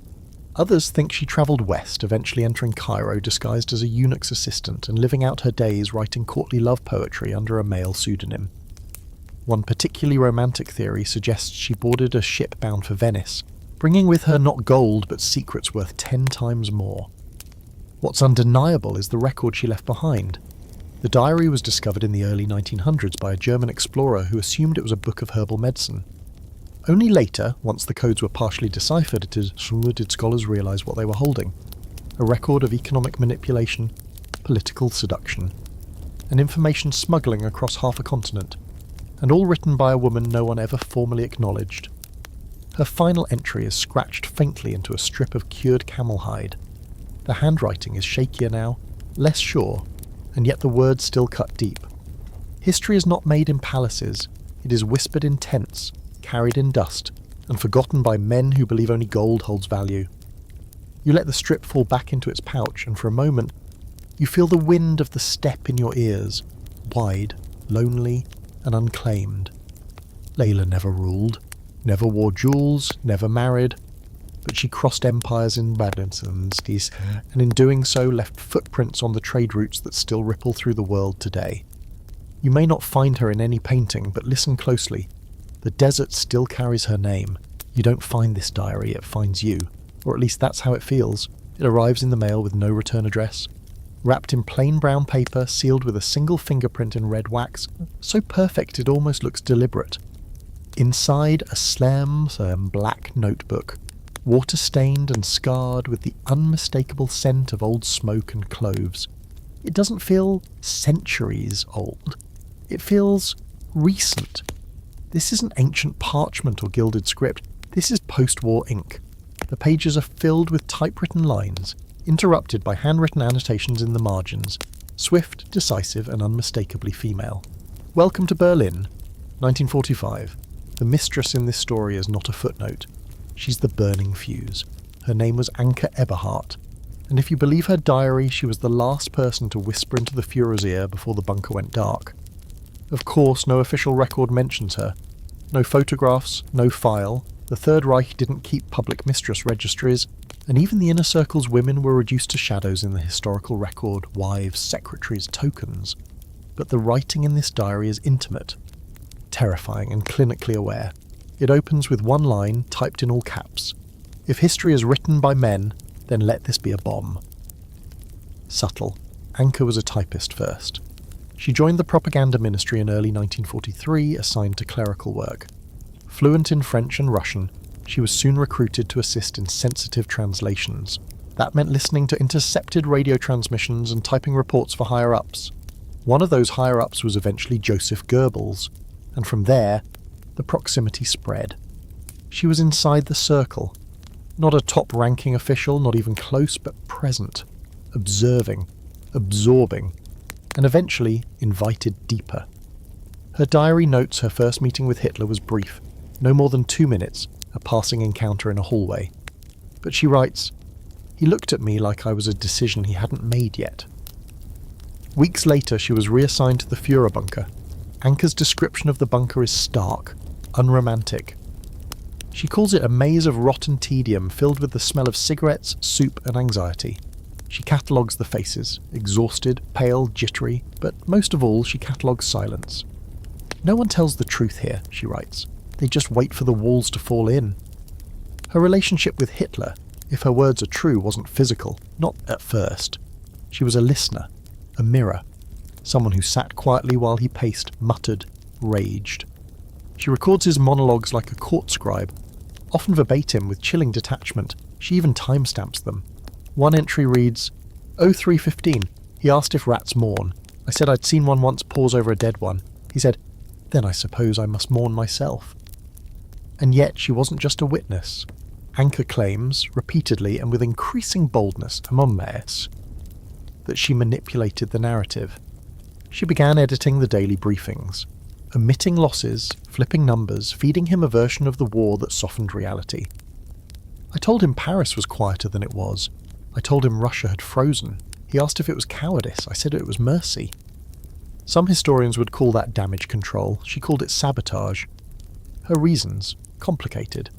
Her early entries suggest a kind of ideological confusion. She refers to nationalism as a drug I tasted and spit out, but she's more interested in power, not in wielding it, but in watching how it corrodes. She writes, "He needed belief more than loyalty, so I gave him belief just enough to keep the lights on." But the real twist? Anka was writing 2 diaries, the second hidden in a fake fuel canister written in code. That one hasn't been fully recovered, only fragments, but it suggests she may have been feeding information to the Allies. Possibly the Soviets, possibly both. There's one line in the notebook you're holding now that confirms it. They never asked the typists if they wanted to be loyal. So we didn't ask before betraying them. The diary is peppered with strange, almost poetic entries, slips of humanity among the horror. Eva Braun paints her nails even when the bombs fall. The soup tastes like regret and cabbage. A child's drawing still hangs above the vent. No one remembers who put it there. These lines linger in your throat longer than the strategies and body counts. Her account of Hitler's final days is blunt, unsentimental. She writes that his voice cracked like old boots, and that he paced in circles so often the carpet frayed beneath his steps. One entry simply reads, "He is already dead. The body just hasn't figured it out yet." And then comes the final stretch. The last 10 pages are handwritten, hurried, furious, like she was racing time. She describes sealing the typewritten pages in multiple containers, hiding them across Berlin. She believed some would be found, others, never. Truth is a fungus, she writes. It grows back, even under rubble. Her final entry is a single sentence scrawled across the back cover in lipstick. When they ask who lit the match, tell them it was the girl who typed the orders. After the war, no trace of her was found, no burial, no arrest, no confirmed sighting. A few surviving officials claim to remember a woman with cold eyes and clever hands, but nothing more. Some theorize she died in the bunker. Others think she fled using forged papers, perhaps to South America or East Germany. One rather romantic theory claims she became a post-war journalist, publishing anti-fascist essays under the name Anna Schwartz. There's no solid evidence, but her diary remains. Found during renovations to an East Berlin theatre in the 1980s, hidden behind the soundboard of an old piano, because history apparently likes symmetry. Only a few pages were released to the public. The rest are sealed and classified by multiple governments. The question isn't whether she existed. The question is how many people she managed to fool before vanishing into the smoke. You close the notebook slowly, careful not to smudge the faint red fingerprint on the cover. The room feels colder now, not because of ghosts, but because of the precision of it all. Anka didn't scream, she didn't cry, she didn't even fight, she just rewrote the story, one keystroke at a time. This final diary is different. You don't find it buried in a chest, hidden in floorboards, or sealed in a piano. You find it right out in the open, on display in a climate-controlled museum case in Kyoto. Behind glass, under lights, visitors walk past it with quiet reverence, unsure what exactly they're looking at. A delicate scroll painted with gold leaf at the edges, covered not in characters or ink, but tiny meticulous brushstrokes of pure black. It almost looks abstract, until someone with enough patience unrolls the scroll to its full length and notices. Those brushstrokes form words, thousands of them. The elegant compressed script of a woman who lived behind bamboo screens and paper doors, but whose voice was sharp enough to travel centuries. Tonight you hold the final diary in your hands, the forbidden memoir of Lady Aika, courtesan to a shogun, shadow writer to a dynasty. It begins with silence. The first metre of the scroll is blank, save for a single gold blossom painted in the lower corner. Aika writes, "Before I was permitted to speak, I learned to listen. I filled the silence with myself." That line is both poetic and cutting, and as you continue reading, you realise it defines her completely. She was born in the mid-1700s in Edo, during the Tokugawa shogunate. A child of low status, likely sold to a pleasure house before the age of 10, she was raised in the floating world, ukiyo, where art, beauty and performance weren't just appreciated, they were currency. But unlike many courtesans, Aika could read and write with exceptional skill. That was unusual, and it made her dangerous. She first appears in the diaries of others, poets, clients, even a few foreign traders granted temporary access to the Yoshiwara district. They describe her as serene, impossible to read, like watching a lake that might hide a blade beneath the surface. She didn't sing, she didn't dance. She listened, then she remembered everything. According to her scroll, Aika began writing not for herself, but for others. She ghostwrote letters between lovers, apologies between nobles, even treaties disguised as love poems. One entry reads, "He asked me to pen a verse for his wife. I gave him one that would end their marriage." She wasn't cruel, just precise. Her clientele grew more powerful. Eventually she was summoned to the court of the shogun himself, most likely Tokugawa Ieyasu. Though she never names him directly, she refers to him only as the man behind the folding screen. He invited her not to his bed, but to his private study, where he read her poetry aloud and asked her what she meant by it. She writes, "He mistook interpretation for permission." Within weeks, she became his confidant. Within months, his lover. But Aika had no illusions. She knew her presence was temporary, so she used it. She transcribed his speeches, edited his proclamations, and softened his image through words. One line in her scroll reveals the power of suggestion. He said rice should be rationed. I suggested the phrase shared with honour. They obeyed, not out of fear, but pride. That became official policy. No one knew who'd penned it, until now. One of the scroll's most debated sections is its treatment of foreign influence. Aika describes attending secret meetings with Dutch scholars, where Western philosophy was quietly exchanged for silken stories.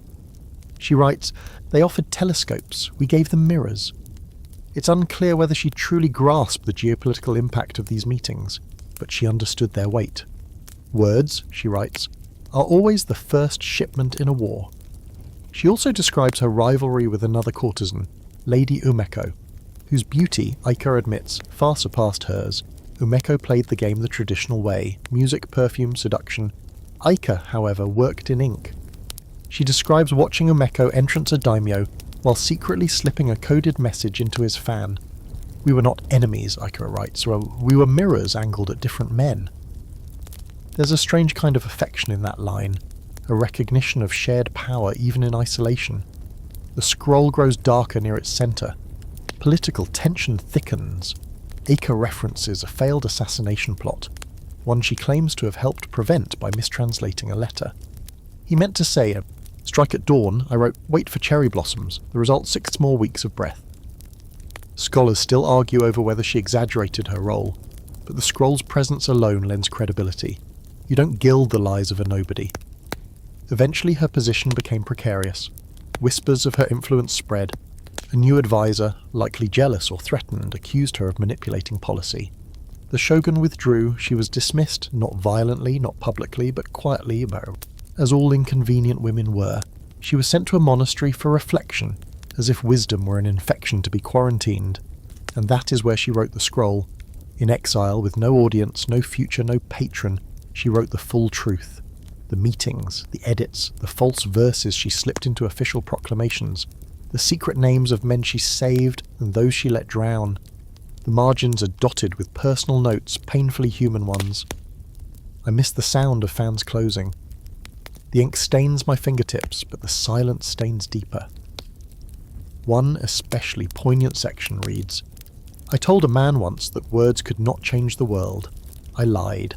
I lied to him, I lied to myself, and then I wrote a new world anyway." Her final line is not grand. It's quiet. "If no one will read me, the gods will, it was so." She died in the monastery.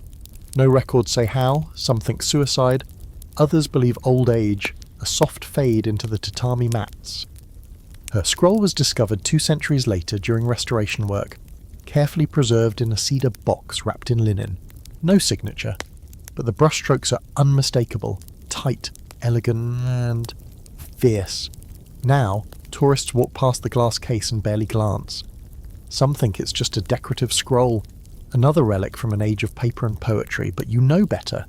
You've read it. You've felt the weight of her voice through time. And as you step back and take one last look at that unrolling story of fire disguised as ink, you realise something. Every mistress you've met on this journey, every woman scribbling in the margins of history, has written a revolution in secret. Not in fire, not in blood, but in whispers. And those whispers echo still. So now you're here, at the edge of the last page, the lights low, the clock too late for excuses. You've walked through secret chambers, crossed deserts, snuck into war councils, translated coded embroidery, and stolen kisses from emperors who ruled continents but never quite figured out the women sitting quietly beside them. 30 women, 30 shadows, each holding a match under the skirt of history and waiting for the right moment to let it all burn, or rewrite the fire into something softer, smarter, and entirely their own. What they had in common wasn't beauty or seduction or scandal, though sure, there was plenty of that. What they had was presence, unrecorded, unofficial, but undeniable. They weren't just side characters in someone else's story, they were the footnotes that turned out to be the real plot. And even when the official records erased them or flattened them into caricatures, mistress, courtesan, they kept writing, in code, in corners, in scent and silk and songs that outlived the singers. Maybe you've started to notice, every time power tries to speak in one voice, someone quietly picks up a pen and responds in another. That's what these diaries were. Not confession, not gossip, not even revenge, just proof that they were here, that they mattered, that they saw, and now you've seen them too. So yeah, go ahead, turn out the light, let your thoughts drift. But if you dream tonight of ink-stained fingers and whispers behind curtains, don't be surprised. You've been walking through the forbidden diaries of royal mistresses, and if history has a heartbeat, you've been listening to it all night.